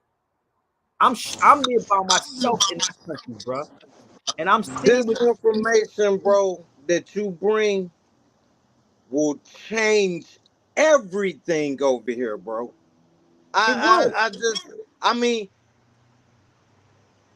brothers, sisters, please utilize this information because it is real. It's real. You have to stand on what you learning. Don't just get this information and then go back to sleep, man. Do it. Stand on it. But this is what I was telling Percy. You're going to have to let these black people die. But if you put me in the room with any of them, brother, I'm a freaking beast with this, and I will destroy their whole career. I know, bro. And I'm not being funny with this, bro. I will destroy their whole career. They know what they saying is a lie to our people, brother. You ain't no different than any politician that you sit and watch. You are no different than any of these politicians. All these black politicians they talk about in these seats, you're the problem too in this conscious community. I mean, I know just being I'm from the D, man. So, you know, I know how shit is up there, and I know how my people are up there, you know, and the type of life that I lived when I was up there and all of that. You know what I'm saying? Just growing up, man.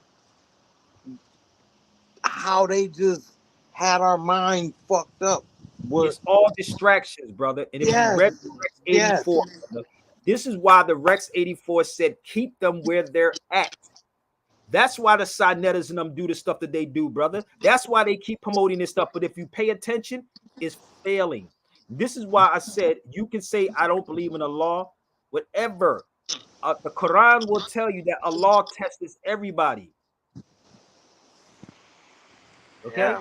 Allah tests everybody. We Tunisians are not exactly Arabs. Thank you, sister. Thank you. Thank you. Thank you. So if I put, bear with me, If I put Arab on something, what's going to happen? None of y'all are going to come, right? You ain't going to come about put Arab on it, right? Listen to what she just said. You see what she said? Look what she said. Yeah, she said we Tunisians are not exactly Arabs. Now, the average person would say they're Arabs, right? Am I lying? They would say they're Arabs, right? So if you never been to where I've been, if you never been where I've been at, you would never know stuff like this, right? So when I was in the Atlas Mountains, right, in Morocco, let me show y'all something, how crazy of a, I don't know if y'all want to call it scholarship or not, but bear with me. What does this book say right there, bro?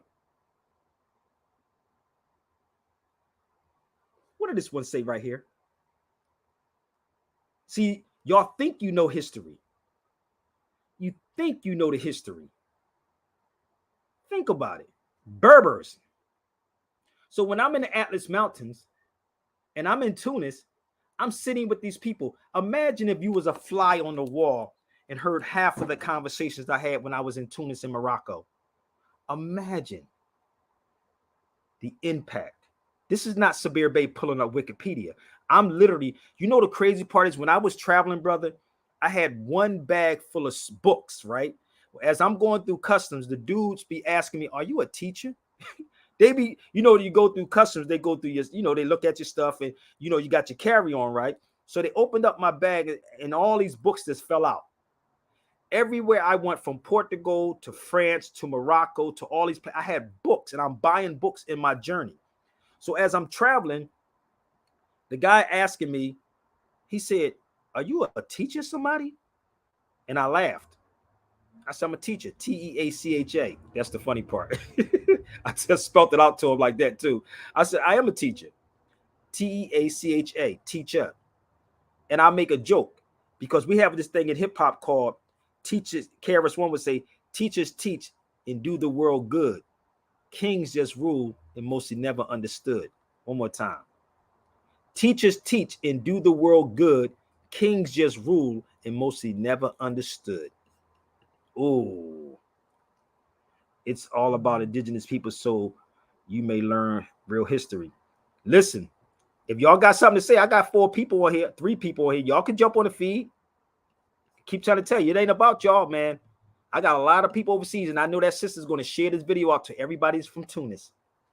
That's the beautiful thing about what I do. Shout out to all my Moroccan family also. Shout out to all my South African, Ethiopian family. Shout out to all of them.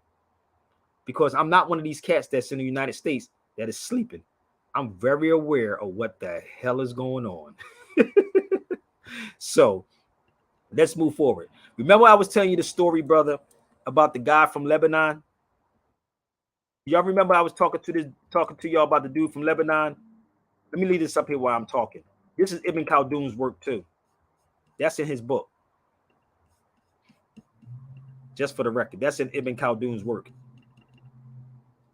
So, do you remember I was telling you, Lance, did you remember when I told you, y'all keep typing, why don't you just come on the feed, brother? Y'all got something to say? Why don't you just click the link? Why niggas got to be typing stuff? Y'all scared? It's okay. You scared? Say you're scared. Go to church if you're scared. So here's a place out here in LA, right? That I went to go see this brother. And we were talking. He was born in 1982, right? And he was telling me that he was born in a bomb shelter. Straight up. Oh, yeah. I remember. Remember that conversation? So the dude was telling me he was born in a bomb shelter. This is why I said black people in the United States are very, very comfortable, bro. Oh, they're so comfortable, right? So he was telling me he was born in a bomb shelter, and I told him I was in the airport, right? I was in the airport with my kafaya on, right? And then I put a yarmulke on top of this. If you go to my YouTube, you'll see me in the airport like this. He said, you was in the airport like this? You ain't see no person walk through the airport in LAX like this. None of you. Go watch my video. You'll see me in the airport. And I walked past a Jewish couple and I said, Shalom. That was the funniest thing ever.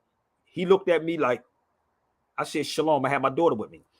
So when I'm sitting down, if you go watch the video, I put the yarmulke on top of my head. You know why? Because I'm a real dude and I'm going to spark a conversation, bro. I am the original Jew, the original. So let me let y'all hear this brother, another brother from Lebanon. And let me explain this to y'all before we go. And I want you to do me a favor, Latiz, and tell me, Lance, April, whoever who got access to the internet. I want you to look up the continental flag of here. Since we want to call ourselves Americans, right? I want y'all to tell me right now. Do I have to play some music until y'all get time? No, you good. I want y'all to look up the continental flag, brother. Look up the continental flag and tell me what you see.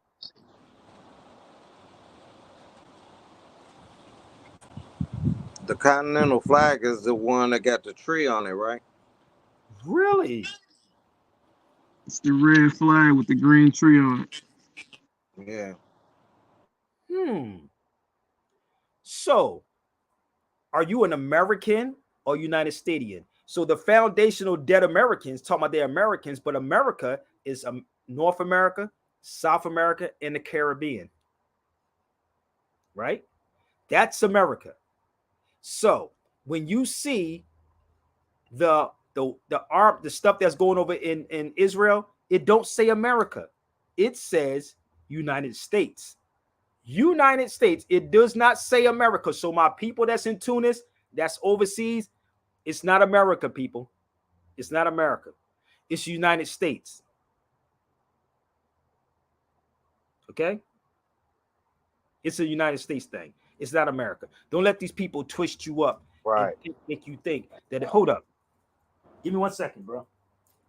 We're going to help them out. Because we got people on here. They think the United States is America, bro. No, they do. You know what's people walking around, they think the United States is America. You know the funny part about it, bro? Floyd talked about this, and they got mad at him when he said, "I'm not an African American. I'm just American." Because when I go and I participate in the Olympics, they don't say United States; they say American. All the other countries tell you what country they represent, but yet y'all want me to label myself as an African American. He said, "No, I'm just an American." Right. But I'm gonna show you something. If I can find it. And it don't have nothing to do with the United States. Nothing. See, anytime you start telling people there is a difference between the United States and America, they look at you like, what you mean? Get into an argument. Oh, no question. Because they get in their feelings because you're touching a part of their emotion that they're not able to refute with facts, because this is how we've all been indoctrinated from pre-K up until the 12th grade, unless you went to college. Nobody taught us to separate the continent of America from the geographical 12 square miles in the District of Columbia as the United States. Because see, when you start talking like that, they start saying, "Oh, see, that's that sovereign citizen talk. That's that conspiracy theory talk." When you tell them that the United States is only 12 square miles in the District of Columbia, known as Washington, D.C., nobody can comprehend what that means if you've never been introduced to this information on a consistent basis. So you can't hear this just one time and understand what that means if all you know is I pledge allegiance to the United States of America. It's hard for you to receive that. Like, what you mean the United States is not the same as America? Like this, we live in the United States of America. That's what people believe because that's all they know. But I was looking for my book, but I'm gonna just pull it up here, right? I'm gonna pull up the book so you can look this up, and I want y'all to hear me. And I blame Cobb and them. Cobb and them, honestly, they play a part. They play that part, brother. I'm gonna be real with you. And I know he's probably watching right now, but you can call me Cobb. Give me 1 second. It's a book right here. You can get this book right here. So I was looking for mine, but I'm gonna pull it up on the screen. That's what I wanted to ask you, bro. Can you get in touch with Brother Yoel for me and see if he got that book, that Unknown Era book? He do. Let me see. He has it, Lance. He got it. But this book So right you here, gotta right? plug me in, bro, so I can get in touch with him. So I'll I can text you his get. number. Let me call him right now. I think he still have some, but I'm be calling real fast. But this is a book, right? This book is called. So ask these educated black folks, what's the name of this country? Ask them. See, these are the things that we should be talking about. Oh, brother, it's white. We're African Americans. We're black people, brother. That book right there is called A Country with No Name. Someone educated, give me the name of this country. Get Tariq Nasheed on the feed and give me the name of this country, because I would like to know. Give me the name of the country. The United States, man. Peace, you well. A brother asked me, do you have any of the books, The Unknown Arabs? Yes. He said, yeah, he do. Okay, I need this information. I'll text it to you. Okay. Just go online and look up the Underground Bookstore. I'll text you his number. Okay. I appreciate it. 1 second. I'll text you the number over in 1 minute. So ask these educated people, what's the name of this particular country? Like Lance said, it's the United States, bro. You already know that. I told you that. If you woke right and you sit back, let me know if you get the number, Lance. I'm great. Send it over to you. Okay. If you ask these people and just look at the stuff that's going overseas, it don't say America. I got it. It says it, bro. Not United States. Okay, you got it. It says United States. Bring me any of your scholars. This is why I said I have a problem with Kaaba, all of the black scholars that you see, because you keep trying to make it seem like black people and African people is the same. Black is African is not synonymous, bruh. We got a sister on here from Tunis. I probably got other people on here, but they keep selling you these things or telling you that people are Arabs to keep you away from the history. Let me tell you how crazy this is, right? If anyone knows history, the architecture that we see in the United States, right? In the United States is actually Moorish architecture. But if I can call it Arab architecture, you would never acknowledge it. You see how crazy we are? I'm gonna say that one more time for the people that's in the back. You would never call it over Spain. They call it Moorish architecture. I don't know if y'all know that or not. They call it Moorish. They don't call it Arab. It's Moorish. But the crazy part is with our people that we believe that is this because they said it is. Majority of your teachers, like the Kabbas, like these people that went to their school, you were trained in their schools to be the way you are. You're not educated in them schools. You are indoctrinated. There is no critical thinking, no analytical thinking, no common sense. That's why they don't want to sit with somebody like me. I'm not indoctrinated. I'm the one that got off the conveyor belt.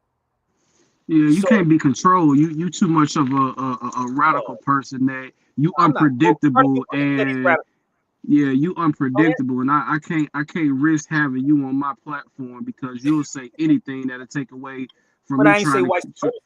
Hey man, listen, I'm trying to propagate this narrative to keep these people in a state of slumber so that I can keep finessing them out their paychecks. And here you come talking this radical Moorish talk. I ain't got time for that. I need these people to continue to believe that they black and they proud, and that's how we keep getting paid. Yeah. Right. No, but this is the thing. Like Carter G. Woodson said, for y'all that don't know who Carter G. Woodson is, he started Negro Week. He didn't start Black History Month. Let me make this very, very clear. So Carter G. Woodson did not start Black History Month. He started Negro Week. One more time. If you think I'm lying, bring me the scholars. He started Negro Week. Carter G. Woodson did not start Black History Month. He started Negro Week. There is no Black history. And I keep saying that over and over and over again. There is no Black history. How about saying Moorish history? Then I guarantee I could put more in every language, everywhere from France to German to whatever. I could literally put it everywhere, bro. I could put more directly in there, right? And they, even in Germany to this day, that's why I want to go to Germany. Imagine me being in Germany, bro. Like, they told me I should go when I was overseas. But Carter G. Woodson started Negro Week, not Black History Month. And Carter G. Woodson also said he's radical. Did y'all know that? Oh, go look up Carter G. Woodson's quote. Go look up that quote that he said he's radical. Read that motherfucker and watch what he said. These niggas ain't radical. You're passive because you ain't trying to mess up your income. This is why Karras once said your paycheck determines the amount of truth you're willing to tell. Hey man, we see it every day. You see Your it every day. Determines the amount of truth you're willing to tell. That's just the reality. So let me go back to this brother from Lebanon. Now remember I told you the Lebanon tree. The Lebanon tree, right? The Lebanon tree is the tree of Lebanon, right? The tall tree of Lebanon, right? That's the continental flag. That is. So let me show you something. Let me play this guy from Lebanon. Remember I told you the dude I was talking to out here, right? And what he said to me, what he was talking about. Getting chilly in here, boy. Damn, it's getting chilly. So he was telling me that he was actually born in a bomb shelter. This guy, right? You wasn't born in a bomb shelter. He said 1982 he was born in a bomb shelter. But let me play this other guy from Lebanon. Let me let you hear what he said. Bear with me. Listen to this guy. This is a message directly to all the Zionists. Listen to me. This is a message directly. Of course, I'm not telling you my problem. This directly to all the Zionists in my DMs. Since I can't respond to you one by one, I'll send you a clear message. You're in my DMs trying to paint Israel as this good guy. But I think you forgot you were DMing a Lebanese American. Do you think that the Lebanese will ever forget and forgive what Israel's done to Lebanon? Israel occupied Lebanon for over 20 years, the South to be exact, where my family roots are. Over 20 years of occupation, war crimes, prison torture, checkpoint massacres. Do you think we have short-term memory? That we'll forget the siege of Beirut in 1982, where Israel killed over 17,000 civilians, injured another 30,000, and prevented all the food and aid from coming in? Do you think we'll forget about the massacres of Sabra Shatila, Anna, the Kham jail? Do you think we'll forget about what Israel did to Lebanon in 2006? For decades, the Zionist media portrayed Arabs, specifically Muslims, as bloodthirsty, war-loving animals. But that was nothing more than projecting an image of themselves. But because of social media, Israel has been exposed to the world. What Israel is doing in Gaza is nothing new. This is who they are, this is what they do, and this is who they will always be. Zionism is the most evil, genocidal ideology to ever exist on this earth. This is a message directly to all the Zionists in my DM. But you heard what he said about the internet, right? Because they didn't have the internet the way we have it now, right? Listen to it. Black folks go to church and say, well, God forgive. Listen up. Listen to this guy one more time. Lebanese will ever forget and forgive what Israel's done to Lebanon? Israel occupied Lebanon for over 20 years, the South to be exact, where my family roots are. Over 20 years of occupation, war crimes, prison torture, checkpoint massacres. Do you think we have short-term memory?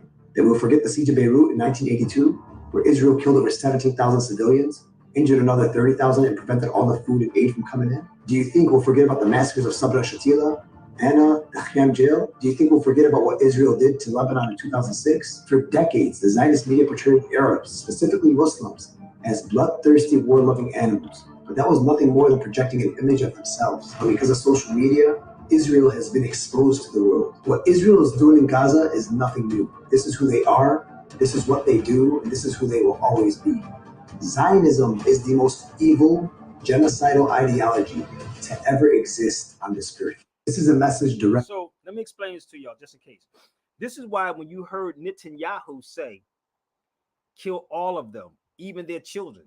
This is what he was saying. And Negroes in the States say, I ain't gonna do with that, bro. Let me tell y'all something. They will exterminate all of you. All of you. They don't, because you know why? People like him, their children will grow up. Listen to me closely. I need y'all to hear me, and I'm going to show y'all something, okay? If I'm wrong, come on the feed. So their children will grow up. Do you think a person would forgive and forget? Only black people do stuff like that. That's all you got to do is give them a good job, give them some sports. They are okay. Well, Sabir, that's not all of us. Yeah, it's majority of y'all, okay? I got it. It's the majority. I told you, your paycheck determines the amount of truth you're willing to tell. See, what black people do is fight this fake war. Brother, we're at war. No, you're not. You got 5 degrees from the European. You got 6 degrees from the European school. You ain't fighting nothing because you're afraid to let that degree go. It's black power, brother. We're going to... Nah, Dr. Kaba, y'all not really trying to fight. Y'all keep talking about what school y'all went to. F the degrees. teach the people the truth. See the difference? So I'm not taking sides with nobody. I want y'all to see how this go. So you're not fighting anything. You selling this to people. This is what they're selling to people out here. Yo, brother, we fight for free. No, Negro, because if we cut your water off, what you going to do? If we cut your lights off, what you going to do? Think about it. Message. So they will never forget. And what we are doing is putting our children in that same cycle.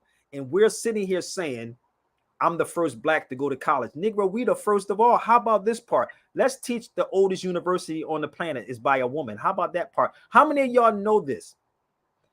Now, the sister on here probably know. The sister right here from Tunis. The oldest university in the world is 2 of them. And I'm going to mention them. And if I'm lying, she's from Tunis. She can tell you I'm lying.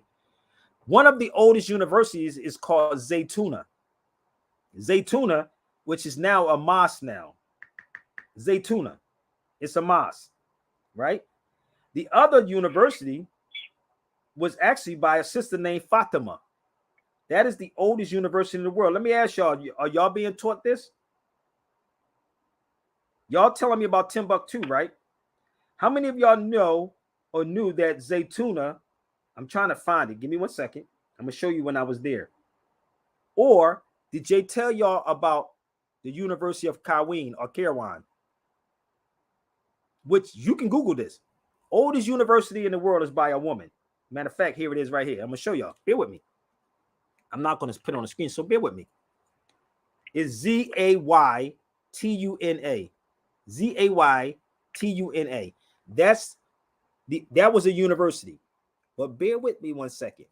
I'm going to show y'all me standing right there at that same particular spot. Here it is. I'm standing right there at the same spot. This is the oldest university, but then you had the Fatimas, which is now in Fez, Morocco, but she was from Kairouan. She's from Kairouan in Tunis. But see, they don't teach black people this to empower them. And this is what it is, Brother Latiz, is to teach them to empower, to have better, like to have pride, brother. Even gay people running around talking about we got gay pride. Nigga, you ain't even prideful. Negroes are prideful to be a slave. We're slaves, brother. Yeah, you can monetize that shit. It's profitable. It's profitable. And this is why people laugh at us around the world, and they create this friction between Africans and think that Africa is just Egypt. Negroes are ripping you off going to Ghana. I'll be like, nigga, why don't Ghana just give free passports to everybody that's in America, since y'all did have a hand in slavery? How about shit? If they saying we African Americans, why we can't have dual citizenship in these countries that they claim, you know what I'm saying, that we supposed to have ancestry to? Now, I pose this question to Smalls and all of them, and I'm gonna be real with y'all. You think you could just go over to be a citizen? No, you can't. Stop lying, Smalls and y'all. Stop it, because you can't just go over to be. You got to have something to give them. You do. That's what any country. Listen, bro, if you have money, you can go get a spot in France. You can go get a spot in Morocco. You can get a spot if you got the money. So don't act like they're just giving citizenship to people. They're not. So if anybody that's a person that likes to go to Ghana and talk that smack, get on my feed. Send us to the happy people. And this is why, again, you don't want me in that room, because I'm going to ask the questions that you're afraid to ask. Oh, are they really giving away citizenship? Let me go over to Ghana. It's Africa. So the only places they tell y'all about is Ghana, Egypt, and Senegal. Am I lying? Ghana, am I lying? They only tell black people to go. Am I lying, bro? I mean, I got my brother UL on the phone. I mean, there's ass. Those are the places, right? Ghana, Senegal, and Egypt.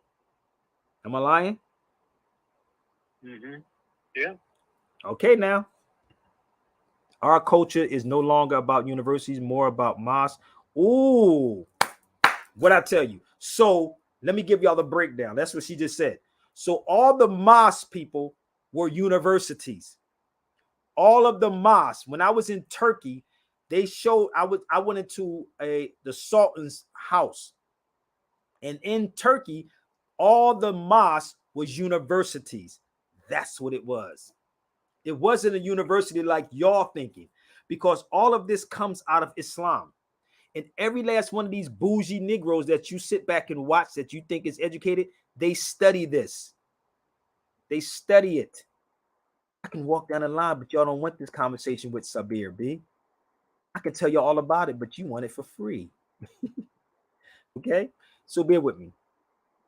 Let's move forward. And if y'all confused, jump on the feed.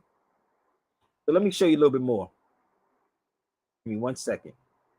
Let me show you this clip right here. I don't know if you heard this clip, brother Yoel, but everybody voted against what was going on in Gaza, right? Except the United States. And I'm going to show you the Negroes. Watch this. That's why I said Negroes being used as pawn. They don't represent us, my sister. These people right here don't represent us. Look. Of all the decisions against humanity. Let the minority do the dirty work, and the white manage them from the back. Why do Black Americans raise their hands in support of all the decisions against humanity? Let the minority do the dirty work, and the white manage them from the back. Why do Black Americans raise their hands in support of all the decisions against humanity?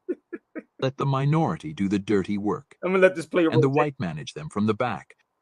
Why do Black Americans raise their hands in support of all the decisions against humanity? Let the minority do the dirty work, and the white manage them from the back. Why do Black Americans raise their hands in support of all the decisions against somebody humanity? answer that question?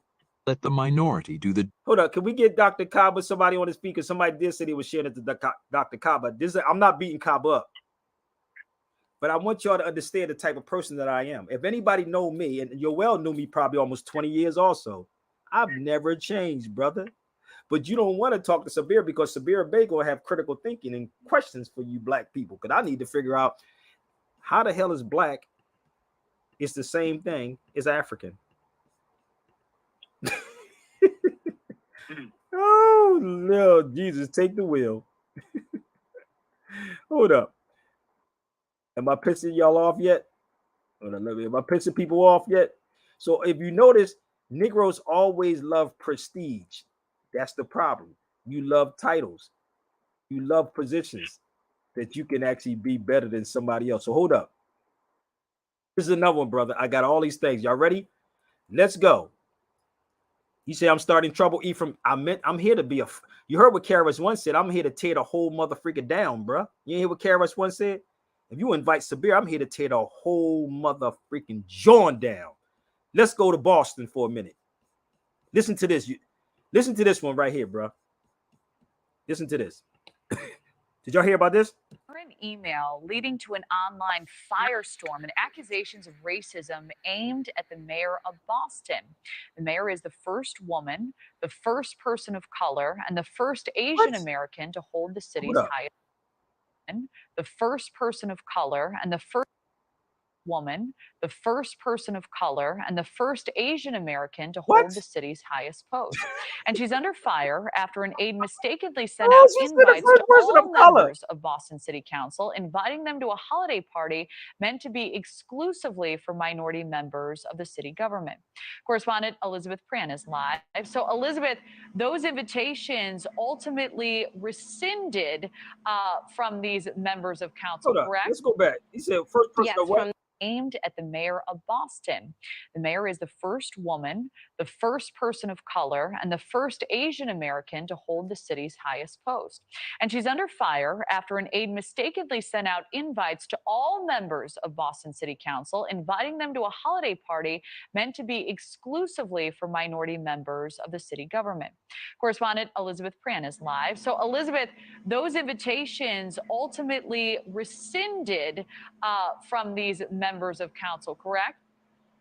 Yes, from the 7 members, it was rescinded within about 15 minutes. And Mayor Michelle Wu did admit that the email was not intended for the larger group. She did speak to a group of reporters last night, but she did not apologize. She did not cancel the party, only saying that, as we mentioned, the invitation was intended for just a small group of people on the city council. She told reporters this was an honest mistake done by her team. As you mentioned, the original email was sent statement by her aide. We can put it up on Now, the let me screen tell you how so you crazy can see black people are, right? just a snippet of it. It says, in part, honorable members, on behalf of Mayor Michelle Wu, I cordially invite you and a guest to the Electeds of Color holiday party. So just to give you an idea of what the city council. Let me tell you how crazy black people are. I'm telling you, this is why we got to have these conversations, Lance.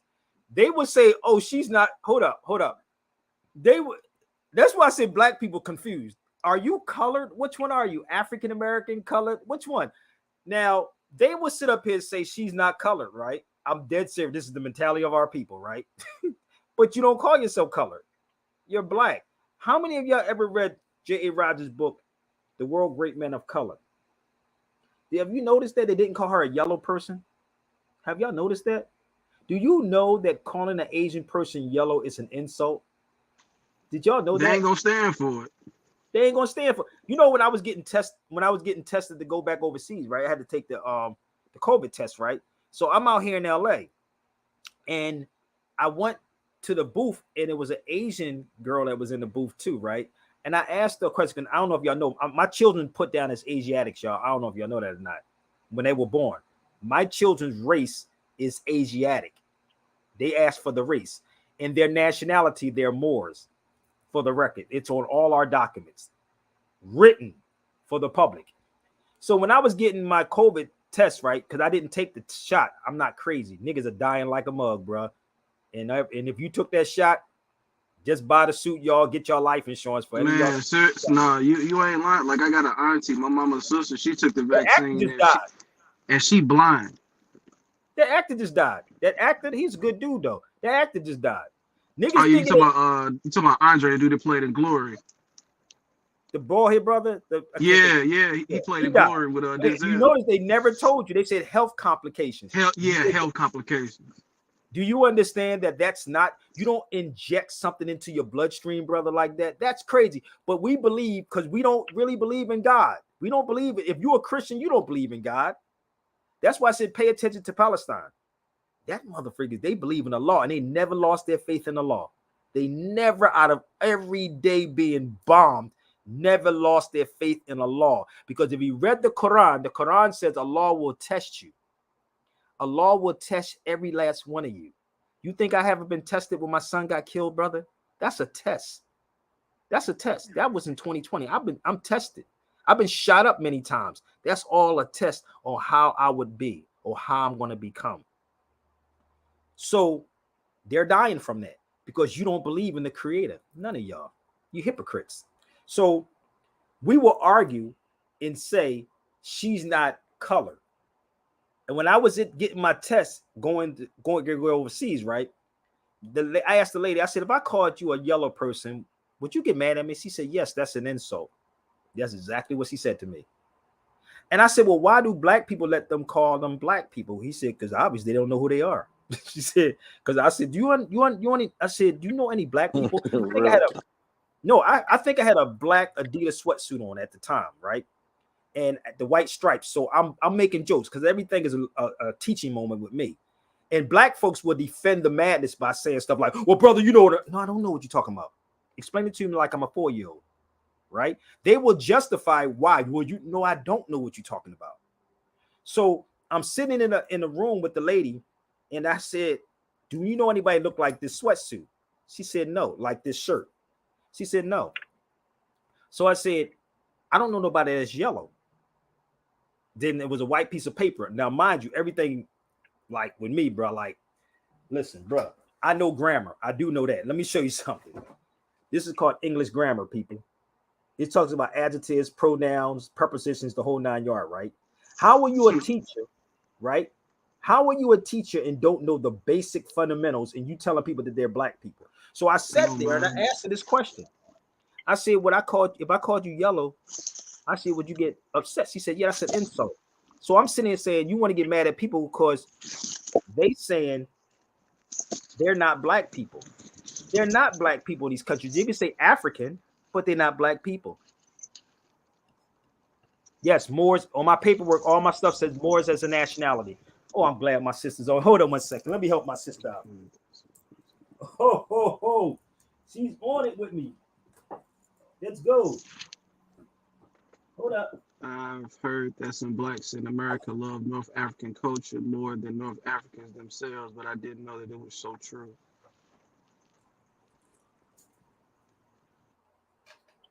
Hold up. Let me help you out. Give me 1 second. So, if you know, and this is always a teaching moment. That's the Moors in Morocco. This book, you got to get this book, Yoel. It's called Moors in Morocco. Mm-hmm. It's Tangiers, right? So I'm gonna show them.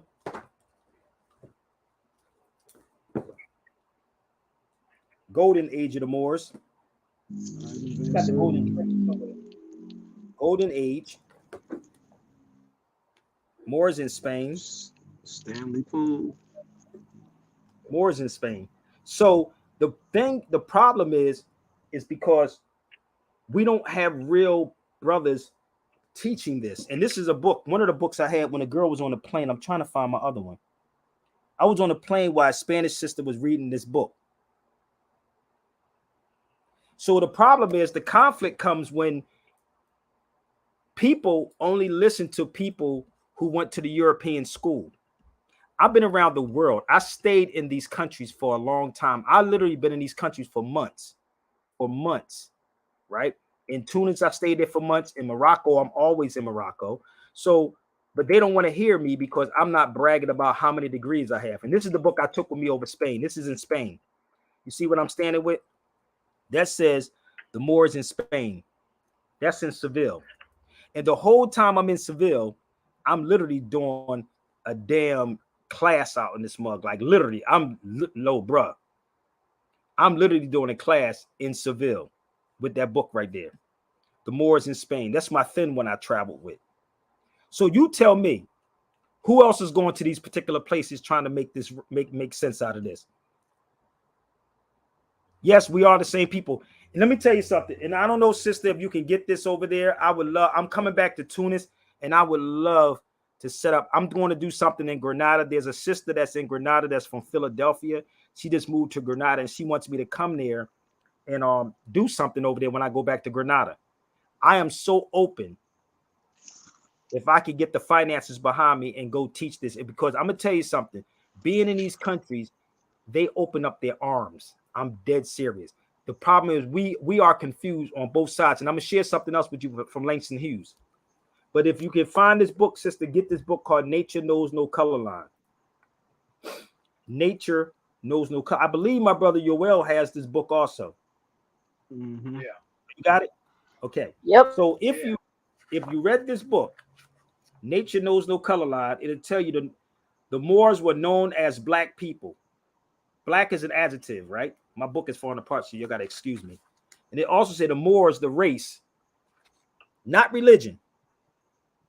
So if you really put this puzzle together and go to the particular countries, believe me, again, it'll open up. And this is what your black conscious people don't want to have a conversation on. Okay? But this is more the one that's falling apart.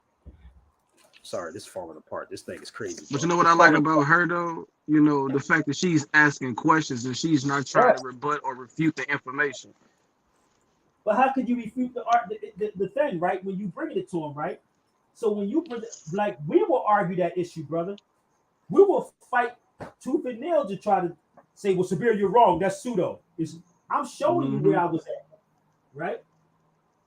So give me 1 second. Where's my other book at? I'm showing you where I'm at, right? So give me 1 minute. So I did a video also about how they upset because Denzel playing Hannibal. He's not black. Hannibal wasn't black. He was an African. Carthaginian. Oh, right here. Hannibal was a Carthaginian. You see the bottom says African warrior? It says African warrior, not black warrior, African. I want the Carthage. But you don't want to hear it from Sabir. Well, no, you know, black and African, you know, that mean the same thing, just like Negro and colored mean the same thing. It's not the same. Come on, man. Bro. It is the same, man. You know, it's Negro, color, black, African American, nigga, all that shit mean the same. It's all the same, brother. It's all the same, man. It's all the same, brother. But this is why people confuse, because you have Kaba. Hey, exactly, bro. Yes, Listen to sir. me, bro. I'm gonna let y'all hear it from his own mouth. Are you ready? Don't get mad at me, Kaba. You could jump on the feed. I love you, bro.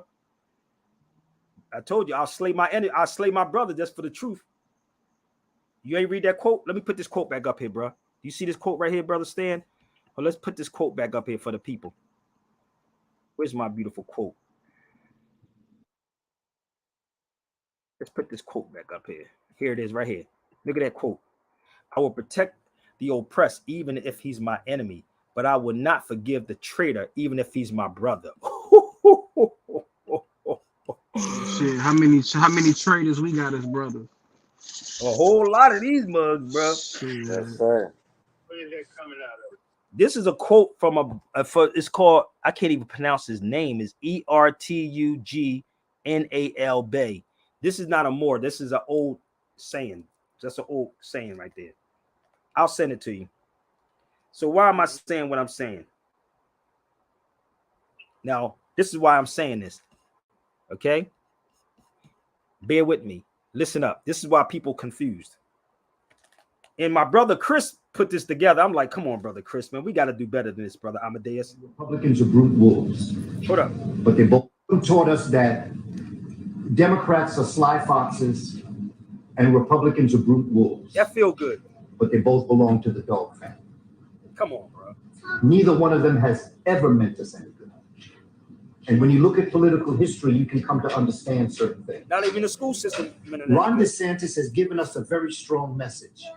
Watch this. For those of us who are interpreting exactly what he's saying, he is saying, yes, we as European people have done horrible things to you. We have scraped the bottom of the human barrel in terms of our treatment of peoples of African descent. Listen. But you know what? I'm going to pass laws that's going to forbid you to teach our children how horrible a group of people they come from.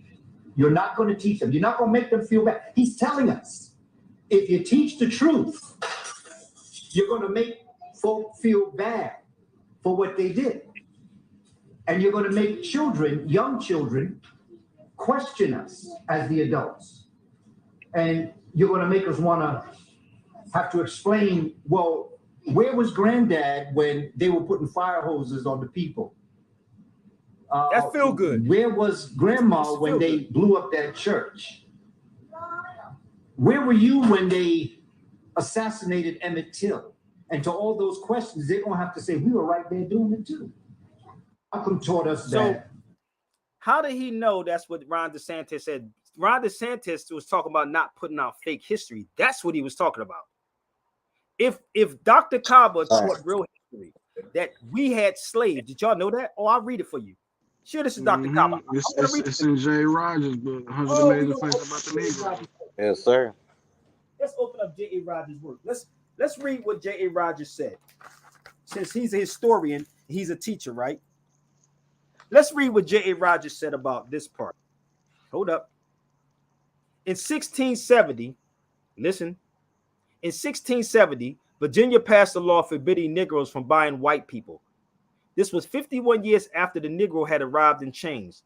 The same law was repeated in 1748. Free Negroes, I thought you was a slave. Free Negroes bought white people in such numbers in Louisiana that the state made a similar law in 1818. Oh, let's say this one more time. Did y'all know that?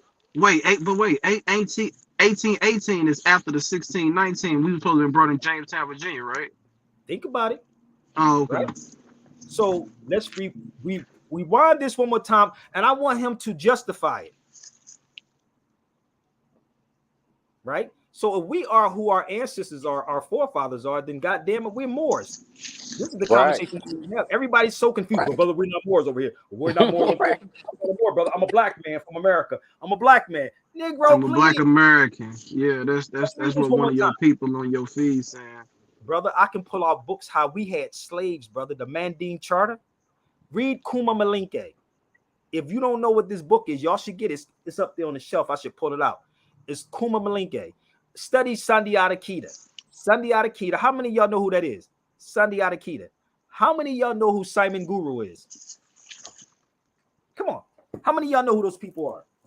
Do you ever hear Dr. Collins talk about that? We got to talk about, the regular people. No, let's go. You want to talk about history, right?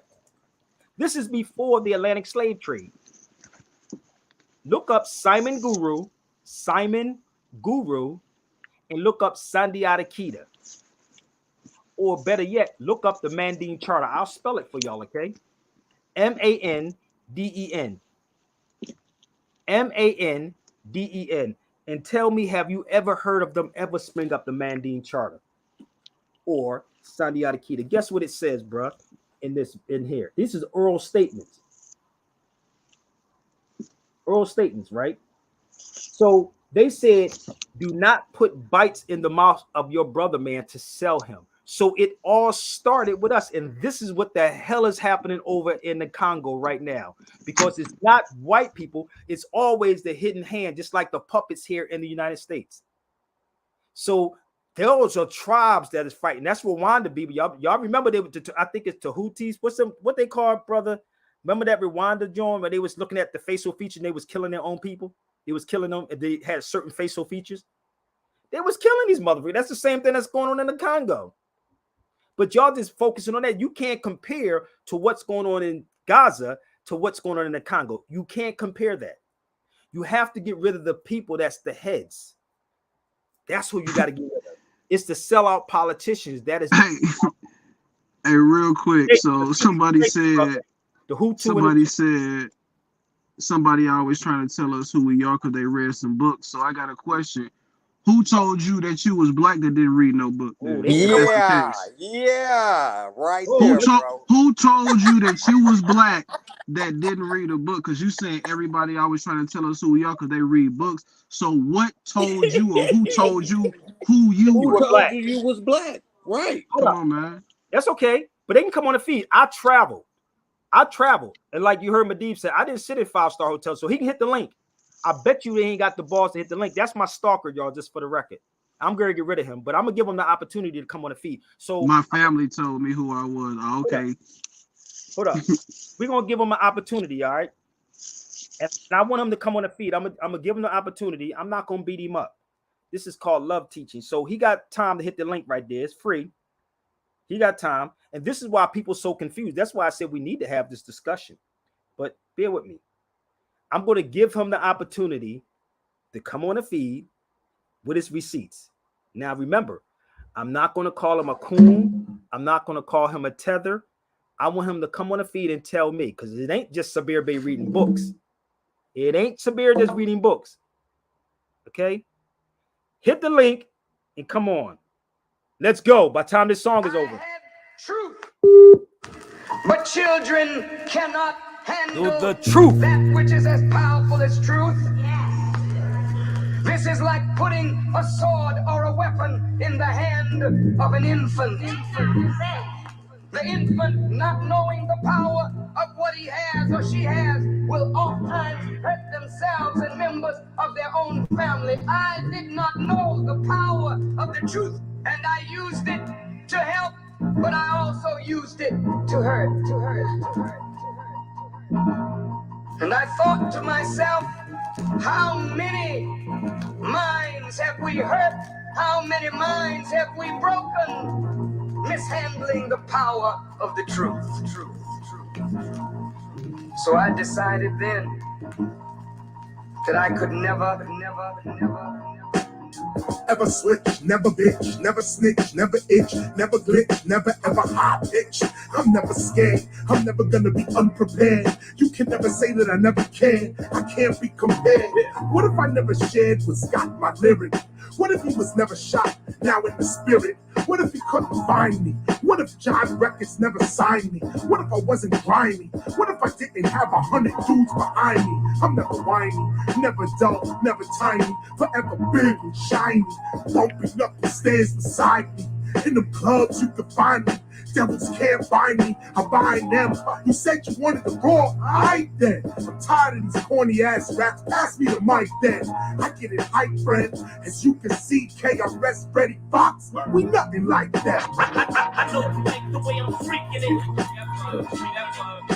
Never seen it before. I know you like the way I'm freaking it. Never seen it before. I know you like the way I'm freaking it. Never seen it before.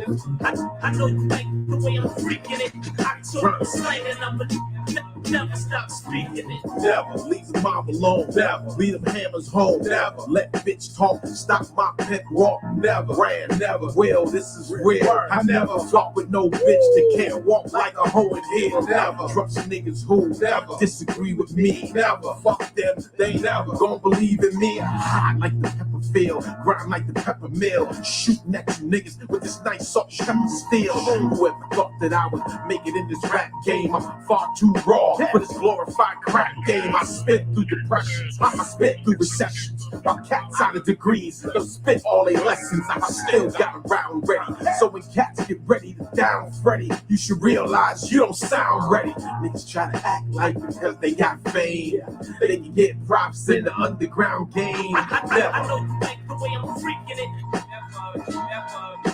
Never seen it before. I know you like the way I'm freaking it. Never seen it before. I know you like the way I'm freaking it. Never seen it before. I know you like the way I'm freaking it. Oh, he didn't want to come on yet. Where's he at, y'all? Where he at? Where he at? Damn, what happened? Where's he at? I guess he running scared somewhere. Listen, this is the funny part, because I really want to know, brother. I'm not here to beat you up. And see, this is now why he done polluted that woman's mind. See, she wasn't even talking like that before he got on her talking about the Moors are a very old story anyway. Even here in North Africa, no one called themselves that. This is the problem. I'm going to get rid of him because I did give him the opportunity. I'm with the sister to understand who this person is. So in the world of the internet, right, you have stalkers, sister. You have stalkers. So you are what your forefathers are without no doubt or contradiction. You are what your forefathers are. So I'm going to get rid of him because he's a distraction. But I gave him that. I'm going to count to 5 for him to come on and hit that link right there. If he don't, I'm going to get rid of him. 1, 2, and it's not that I don't care about you. I love you, brother, because I know who you are. 3, 4, 5. Peace. You have nothing to add to this. So let me get rid of this, brother. You need KRS One that fell off. Okay, you fell off now. You fallen off my feed. Peace. Now, these people be crazy. Nigga, like this is the. I just don't understand our people, man. All right. No, but they sick in the head, bro. No, we really have a serious problem. And it's no cure. No, and it's no. That's all you gotta do is put them to sleep. Kill them. You gotta kill these Negroes. But this is the thing. I told them to go get their scholars. And this is why the world is poisoned, because Negroes here. Now, I gave him the opportunity. Did I not? Did I not?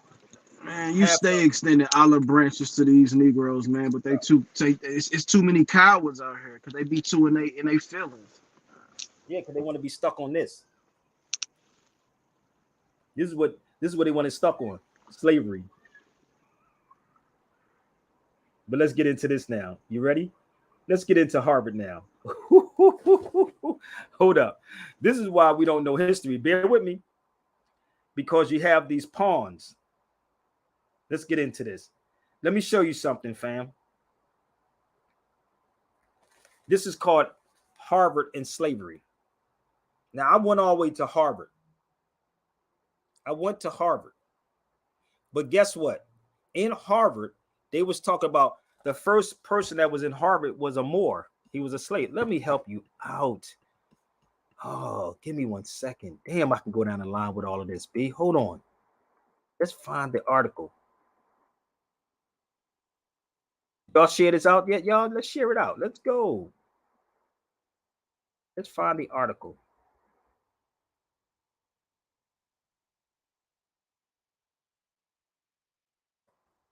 is one about here, about the Moor slept in student hues, right? It goes all the way down. It says the Moor, drawn from the Spanish name from the North African Moors, was a common term for African slaves. Really? Did y'all know that? I went to Harvard and they was talking about how the slave was in Harvard. But you don't hear no black scholar in Harvard talking about the Moor that was a slave there. This is why we confused, brother. You don't want Sabir Bey in the room with this type of conversation.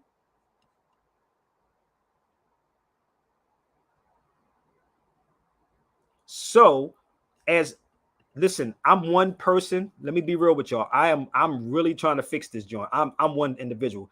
I don't think y'all understand how much goes into this. I don't think y'all do, because I told you, if y'all want me to get the money, why don't y'all set up these debates with these black scholars, not these weak cats that's trying to come out. I want your real top-notch people. I don't want these cats that's on YouTube looking for a name. So that was in Harvard. So I can go down the line. It's another one too. Bear with me. So how many of y'all knew that at Harvard University, they had a slave was a Moor? So these people were Moors at that time, right? Hold up. Give me 1 second.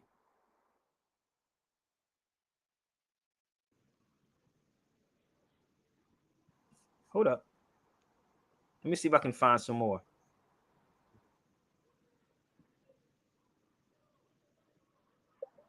And see, this is what happens when you can poison a people who don't do their research. You follow me? So this is why I said this job is harder than a mug, bro. Nah, it is hard, brother. This shit almost harder than weaning people off crack cocaine. So this is why I said teaching, really teaching, brother. Real teaching is hard, brother, than learning. It's harder. I'm telling you. So this is another book called A State by State Race and Racism in the United States. Lists the Moor as the first documented enslaved person of African descent, right? So this was talking about Harvard. All this is Harvard. This was the president at the time at Harvard. I didn't write this. Let me see if I can move this out the way so y'all can see the bottom of this. Give me 1 second. I didn't write that. That was the former, now the president at Harvard. I don't know if that's a he or a she. I don't know what that thing is in Harvard. But anyway, that's another subject. But this is why nothing's getting done. So in Harvard, they had a Moor that was a slave. So I went and bought this book, right? And I got many other books on all of this, right? So in this book right here, it also speaks about it in here. I got another book that speaks about it. But all of these people that went to these institutions will never, ever tell you this because they're told not to tell people this. Okay? All right? And the crazy part is black people will brag about going to Harvard. Like, I went to Harvard Law. Oh, okay. Cool. Facts. That's why I said you're not educated, you're indoctrinated. Yeah, he does. Actually, you know where that picture's at? That picture's in the Philadelphia Art Museum. Did y'all know that? Let me see if I can find it. That picture that you see is in the Philadelphia Art Museum. Let me see if I can pull that picture up real fast. Give me 1 second. It's literally a Blue. I see my sister Blue on here. If Instagram cut off, y'all, please come over to YouTube. Okay, so Instagram only give you a certain amount of time. So please come to YouTube before 1492. I need everybody on Instagram to subscribe to before 1492. Right there. Let me see if I can find it real fast for you.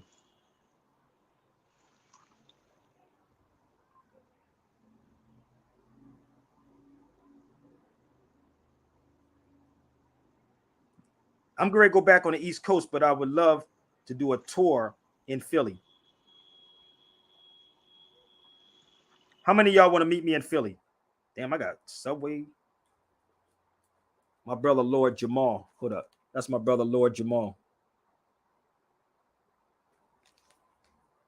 Hold up. Give me 1 second. Let me see if I can find this picture.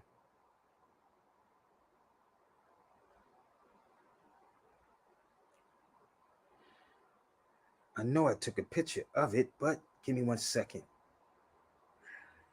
There's a picture with Yassim. He looked just like Yassim. I'm not gonna make this. He looked just like him.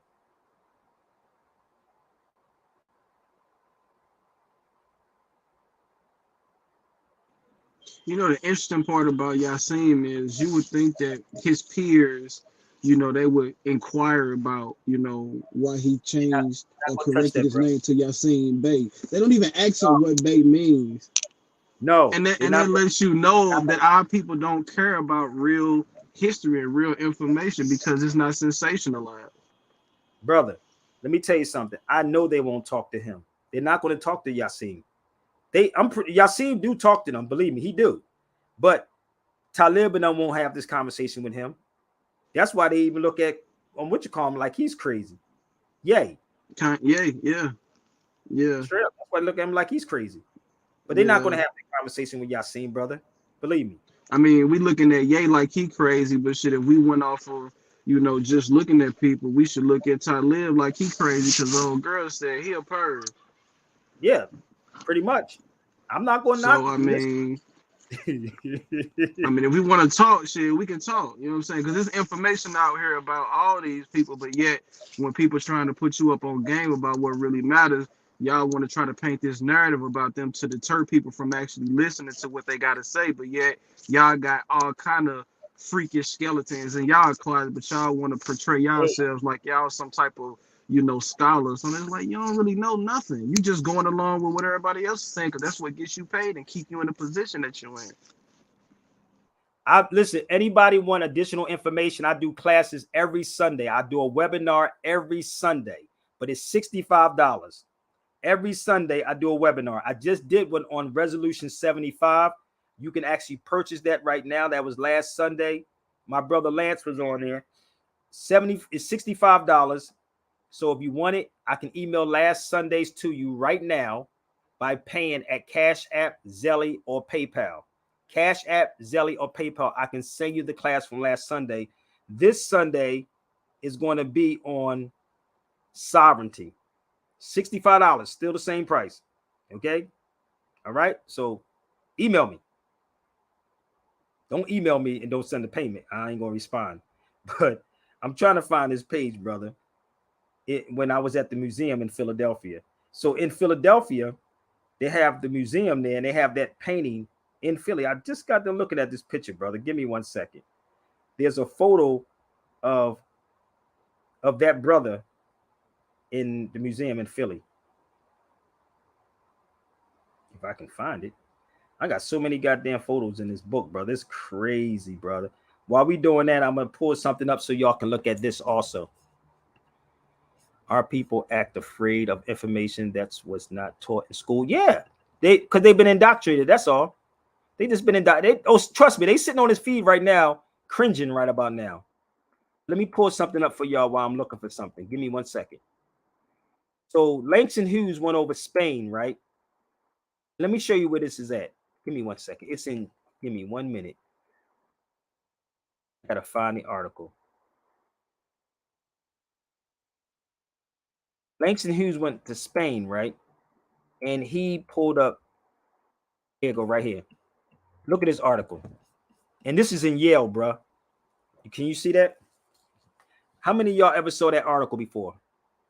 So let me show you what it looks like. So Langston Hughes went there, right? And he was sent. This is the oldest Afro-American newspaper. The oldest Afro-American newspaper, right? This is the paper right here. Hughes found Moors being used as pawns in Spain. How are you a scholar and a teacher, you ignoring this? But wait a minute. It's at Yale. That's at Yale. Do you see how they study our stuff, bro?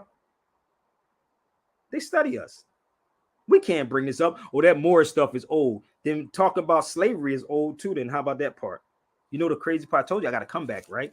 So if the Moors is old, right? Then slavery's old. Slavery's old. I mean, everything they bring up is old because you never experienced it. So why are you talking about something that you yourself, as an individual, never experienced? If it's old, if it's all old, don't even talk about it no more. Don't talk about none of this stuff. Yeah, If it's exactly. old, Don't talk about don't talk slavery no about more. Egypt. Don't talk about Egypt is hieroglyphics. old. That's Don't old talk conversation about too. none of that stuff. If it's all old, then leave all the old stuff in the past. If Egypt is old, then stop talking about Egypt.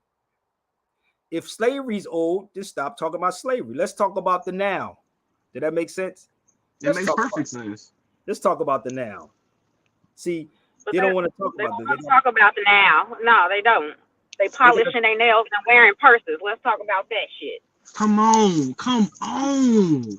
You got grown men out here wearing purses, calling them man bags, and when you bring it up, the first thing they want to say was, "But it costs $2,300." So you justify you dressing like a woman and you exhibiting homosexual activities, and your justification is because it costs money.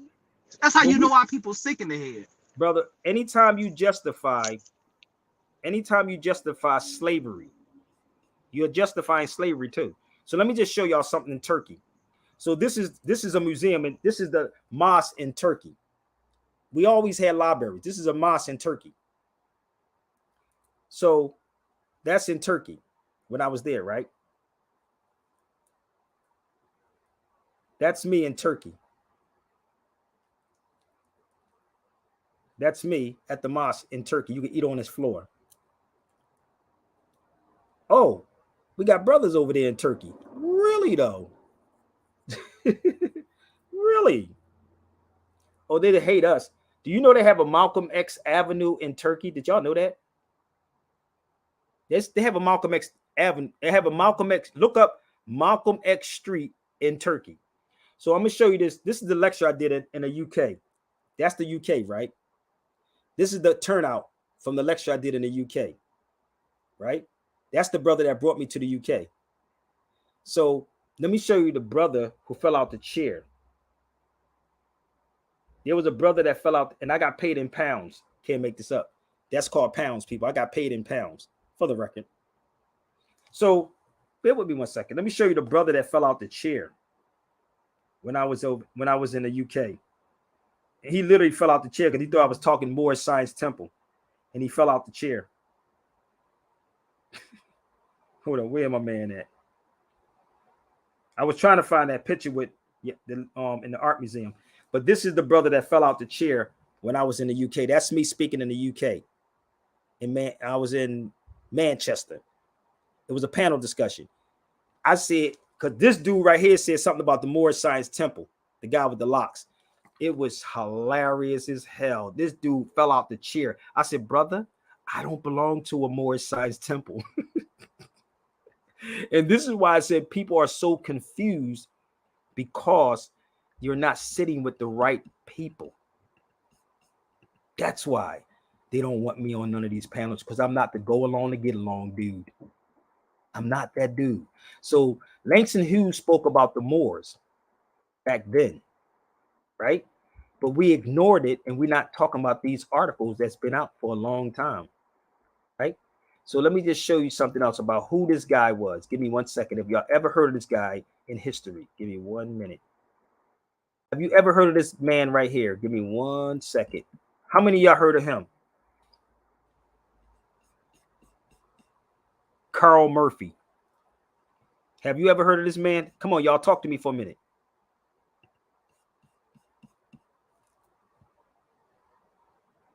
Why would I help him up? He's a grown-ass man. Why would I help him up? How many of y'all ever heard of this guy right here, Carl Murphy? Now, remember, always timestamp what I'm saying to y'all, because somebody's going to do a video and send the same video back to me.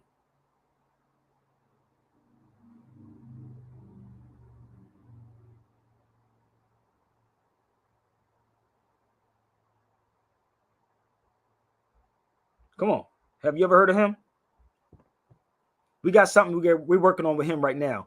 But the wildest thing ever, right, with this man, guess where this man studied at? They said Carl Murphy was the Baltimore, Maryland He was born in Baltimore, Maryland, right? In 1889, right? John Henry Murphy. He what? Howard Murphy. He was educated in Howard in 1911, and he went to Harvard. Oh, you think he didn't know about the Moors, bro? Wait a minute. You know he was the editor of that paper I just showed you, right? He was the editor of the Afro-American newspaper. And if you want, he went to Germany too. Look, he studied in Germany. Look, he was a professor in German, chairman of the German department of Howard University. Oh, is that making sense yet, y'all? Did you know that he was the journalist or the editor of the Afro-American newspaper that they sent Langston Hughes overseas to study the history of the Moors? Did you know that? Did y'all know? Ooh. This is why people are like, yo, you way ahead of your time. You should be getting major paid, brother. But instead, you want to hate on what I'm saying instead of doing the research. And this is what Carter G. Woodson said. Carter G. Woodson said, it takes too much painstaking research. And as a rule, our scholars are not interested in that sort of mental exercise. We are not interested. I'm paraphrasing, but that's what he said. We're not interested in this sort of mental exercise, people, because this takes a lot to do this. So look him up. He went to Harvard. He studied that. He was for Germany, right? But what if I took you to Germany? That's why the lady told me to go over to Germany and study the Moors. Watch this. You think he didn't know if he went to Harvard? I just showed you the Moors in Harvard. Give me 1 second. But they couldn't say nothing back then. Let's go to the video. 1 second. Let's go. Hold up.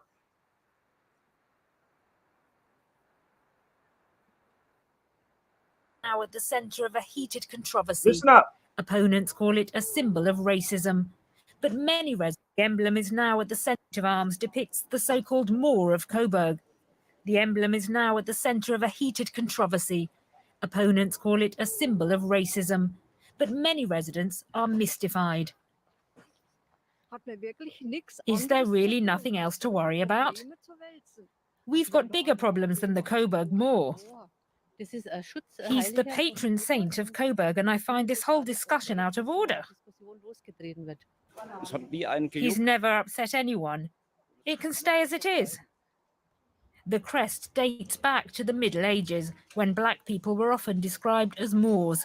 Today, the term is viewed as derogatory, but it's not intended to be demeaning, according to Coburg historian Hubertus Habel.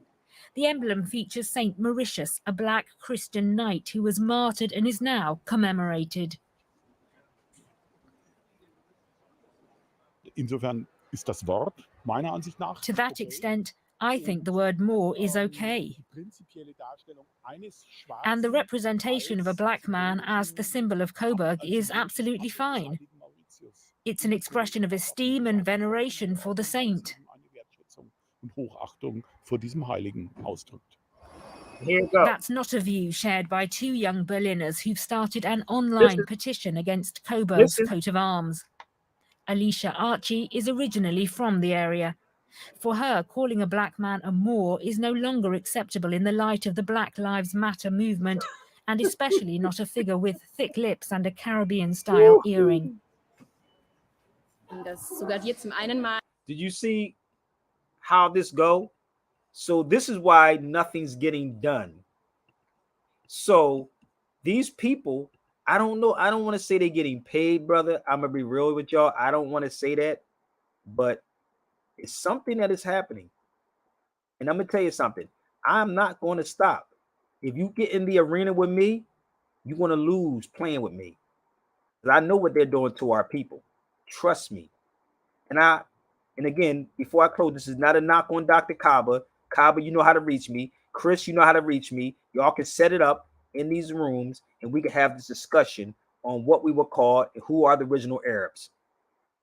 This is not about hate, about truth. And this is a newspaper right here about the Moors. This is what I will present to them. This is more articles in 1936. in Indiana. In Indiana, speaks about the Black Moors. I have articles on top of articles on top of articles. So it's not something that's old, people. It is happening right now. In order to erase your history, we have to take everything from you, because everyone studied and got something or their history from the Moors. That's in 1936 newspaper, right? In 36.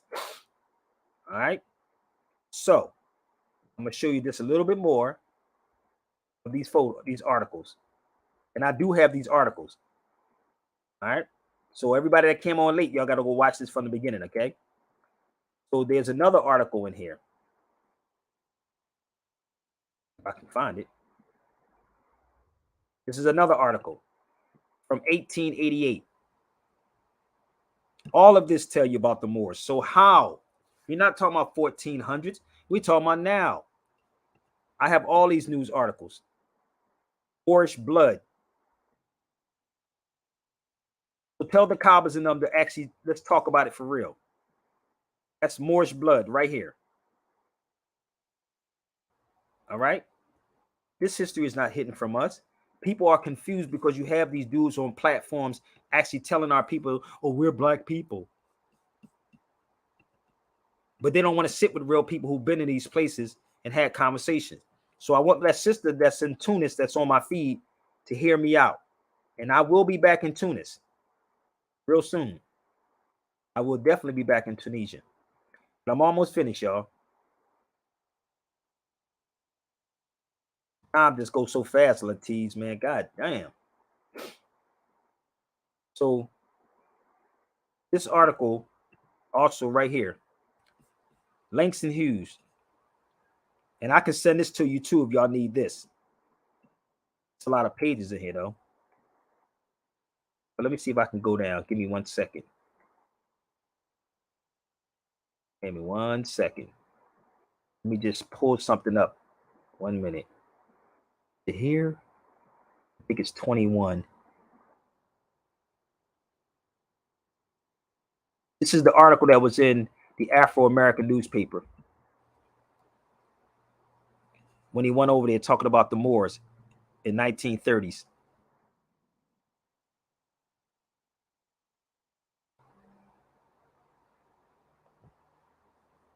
Hold up, here, go right here. It says Hughes take up the issue of the Moors in the second article. This is all here. This is the article right here where he talks about the Moors, all up in here. Moors with the treatment of other people of color. All this in here. So do it look like Sabir Bey is lying about something? No, I'm not lying about it. Y'all just don't want this information. Okay? All right, fam, I'm getting rid of you again because that's the same person that's keep coming on my feed with he keep making up these pages. I keep trying to tell you, if you want to come and talk to me, you can hit the link and come on and talk to me, B. It's okay. I've been on. I should be at my weak stage right now. I told you I got too much stamina, bro. I got too much energy and stamina. I can go for hours with this. With hours. So I've been on it for 2 hours and 51 minutes of straight fire. But I want to leave you with something. Don't go nowhere yet because I'm not going yet. Again, this Sunday is going to be on sovereign people and sovereign citizen. If you want last week's class, you can email me. You can pay the $65 and I can email the class directly to you. You don't have to conversate with me, talk with me, none of that. You just get it, pay for it at Zelly, PayPal, whatever, and I'll mail it to you. This is me in Toledo. Look what that says right there, bro. That means Jew there. Jew. That's me in Toledo, Spain. This is the Jewish quarters. I'll be doing the most, don't I, boy? So I don't just read books, B. I'm on the ground. So I'm going to share this with y'all before I get off because I covered the whole lot within these 3 hours, man. I got to put my books up. I got to fold my clothes. You know, I do wash my own clothes and I do my own washing too. So those are some of my DVDs. that if you see these things floating around, it is what it is. Okay? Take a photo shot. Lasts longer. Did I upset somebody, brother? Did I disrespect Dr. Cobbler? Because I did do a video with him right here. And there's a video with him right there, too. Lance, did I disrespect anybody on his feed? No, sir. No, sir. Because I just want to make sure that I didn't disrespect nobody. But if truth is disrespectful, then I did my job. So I'm going to show you something else before we go. Don't forget, like, share, and support.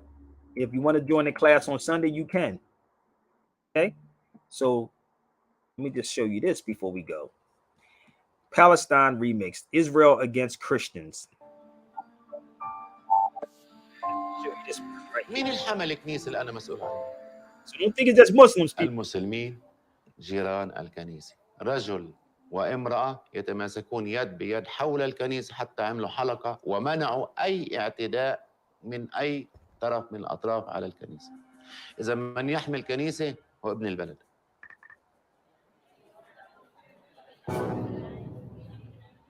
نذكر الموضوع الآخر هو قصة سبت النور. مع حول كنيسة القيامة يصبح ثكنة عسكرية. حتى الخوانة بيمنعوا يتنقلوا من مكان لمكان. ليش؟ Oh, I بحجة got two الأمن. things I want to share with you, brother. This one and another one. Hold up. يعني أنا مش فاهم حجة الأمن تمنع المؤمن يدخل الكنيسة يصلي. طب بنفس الفترة بيكون في عيد الفصح اليهودي وبدخل فوق النص مليون شخص على نفس المنطقة وما بيعملوا إغلاقات حواجز وكذا. طب هن عندنش أمن. طب هن بيخافوا أكتر مننا. يعني إحنا من إيش بدنا نخاف؟ So, يعني so it's not just Muslims, people. The Zionists is attacking everybody, bruh. So let me let you hear this Muslim brother. Listen, and I'm talking to my Christian brothers and sisters. This is Israeli police and Israeli settlers. I haven't seen a lot of people talk about this. This is Israeli police and Israeli settlers trying to expel the Armenian Christians in Jerusalem. There is a neighborhood called the Armenian Quarter, where the Armenian Christians have lived there since the 4th century. Now, culturally, they're kind of Palestinian because they've been there for so long. They've taken on a lot of Palestinian culture, but ethnically and religiously, they are Armenian Christian. And the Armenian Patriarch in Jerusalem put out a statement where they said that they are under existential threat and that the Christian presence in Jerusalem is in endangerment. Now, the one thing I don't understand about Palestine that I cannot wrap my head around is how American Christians in particular, I mean, Western Christians in general, but American Christians in particular, how they are so supportive of Israel, even while their own Christian brothers are being dispossessed, are being driven out of their homes, and their churches are being destroyed. Like, I just can't wrap my head around it. I can't think that if the scenarios were reversed, if there were Muslims in a holy land who are saying, hey, we're under existential threat, we're being kicked out of our land, that I would not support those Muslims. I would support their oppressors. But that's exactly what American Christians do, and I don't understand it. The only conclusion that I can reach is that American Christians have zero honor. They have no honor.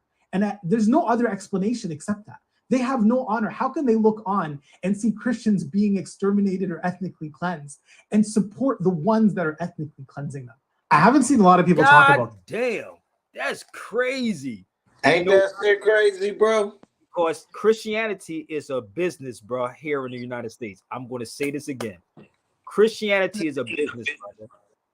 Jews don't celebrate motherfucking Christmas. Y'all don't know if y'all know this or not. Think about it. Yup. He said, what's because my sister from Tunis is still on here because what is happening in Israel is racism, not religious. Thank you very much, sister. Listen, I'm gonna give you my X, right? It's called X now, right? Twitter. My Twitter is real Sabir Bey. So hopefully you can share this out. Spell my name right. And you can Google me also, sister. Let me put this on X. This is in my IG is real Sabir Bey. So you can follow me on it, okay? I came back. Yes. Oh, you came back? So listen, I'm gonna give you this information. That's my Instagram, real Sabir Bey. and my X is formerly Twitter is Real Sabir Bey. You can actually follow me on both of them and share this out to everyone. I'll be back in Tunis soon. Shout out to all my people overseas. And yes, I freaking stand with Palestine, G. So if y'all want to, I was riding. While I was at work today, bro. I wrote a guy pulled up on the back next to me, and he had "I love Palestine" on the back of his window, and I yelled over at him and I said, "Peace to Palestine, brother." He no said, doubt. "Thanks." No doubt. So we can do this all day, bro. So hold up. Let's get it in. So if y'all love this content, please support me, okay? Cash App works, Zelly works, and PayPal works. Maybe we can get some other stuff popping. So if you want to join me on Sunday, y'all, email me. Again, if y'all want me to have, if you overseas and you want me to do a presentation overseas to some of your people, please email me at sabirbayradio@gmail.com. Okay, and that's me. If it's not about business, I'm talking about you people in the States. Don't try to email me with no madness. I'll be getting this stalker. He be emailing me. Yo, it's funny. This dude be stalking me, right? He be asking me silly. I'm like, come on, bro. I gave you 2 hours to come on the feed with me. So I'm open for any kind of dialogues, any kind of panels, any kind of one-on-ones. But this Sunday, I do webinar every Sunday, $65. You cannot pay on Sunday. You have to pay before Sunday. So if you want to support me, you can. If it's not, it's fine too. Okay. But I appreciate everybody on the feed. But please share these videos out to everybody. And let's get these likes up. But it is beautiful out here today in California. I got to get out and enjoy my life. Okay. So hopefully I gave y'all something.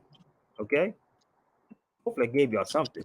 But I thank you. But please subscribe to this channel and support or subscribe for the class. I thank you, my brother Lance. I'll talk to y'all later on. But keep rising. Yes, sir. Yes, sir. Peace.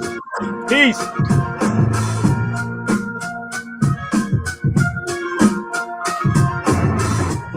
To your super listeners, how you doing tonight, all you fly guys and fly girls?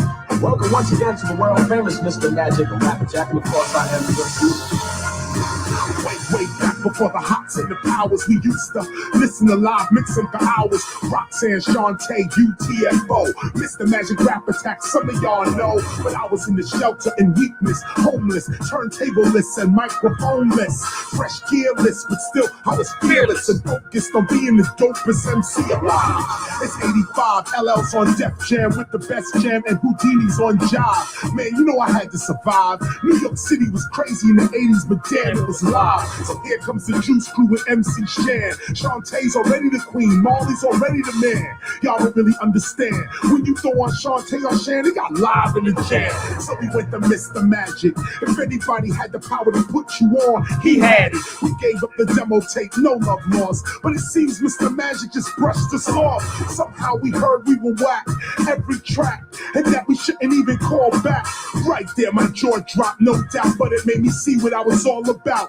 And I'll keep rising to the top while my mind goes. Give it all you got, give it all you got. I'll keep rising to the top while my mind goes. Give it all you got, give it all you got. We'll keep rising to the top while my mind goes. Give it all you got, give it all you got. We'll keep rising to the top while my mind goes. Give it all you got, give it all you got, give it all you got. In the spot, new hip hop, the Latin quarters and the Union Square and the rooftop. We used to hear them tools pop in the parking lot where it got dark a lot. Me and Scott LaRock, but it was all for the hip hoppers. Salt and Pepper answered Dougie Fresh with the showstopper. MC Shan was gonna challenge LL. Shantae was battling 3 or 4 groups at the same time. What the hell?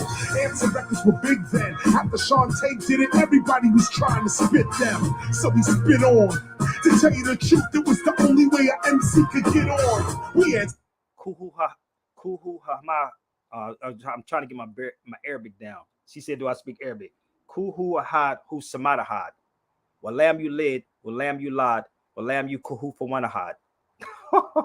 MC Shan's Queensbridge, a dope jam about where he was from and where he lived. But in the Bronx, there was these kids, KRS, Scott, LaRock, trying to live. And I'll keep rising to the top while my mind go. Give me all you got, give me all you got. I'll keep rising to the top while my mind go. Give me all you got, give me all you got. We'll keep rising to the top while my mind go. Give me all you got, give me all you got. We'll keep rising to the top while my mind go. Give me all you got, give me all you got, give me all you got. This is what an MC was. We had a strong street buzz. Marley and Shan showed us some love, and love never hurt. Cause while Shan was with Marley, we was with DJ Red Alert. Every Friday night, every Saturday night on the airwaves, the battle was right. Under New York nights, smog and lights, jogging at night. The Roxy used to get so hype. You could put on your headset and get what heads ain't get yet. Live MCs going check, check, spitting rhymes over the radio set. These are the days and the ways I can never forget. So I don't forget it. To Marley and Shan, I am indebted. For the start of my career, these guys could take credit for my rapping. The whole battle, they let it happen. Marley and Shan and Shantae could have been gun strapping, cousin, but they wasn't. You know why? Because we was on some real hip hop. Let's keep it buzzing. So hip hop, for the closing, when you hip to something, you hop out on what you know. I am the fifth element of hip hop, knowledge. When you hip, you hop. Peace. Oh, y'all didn't understand that part? The cool who hide, who Samada hide?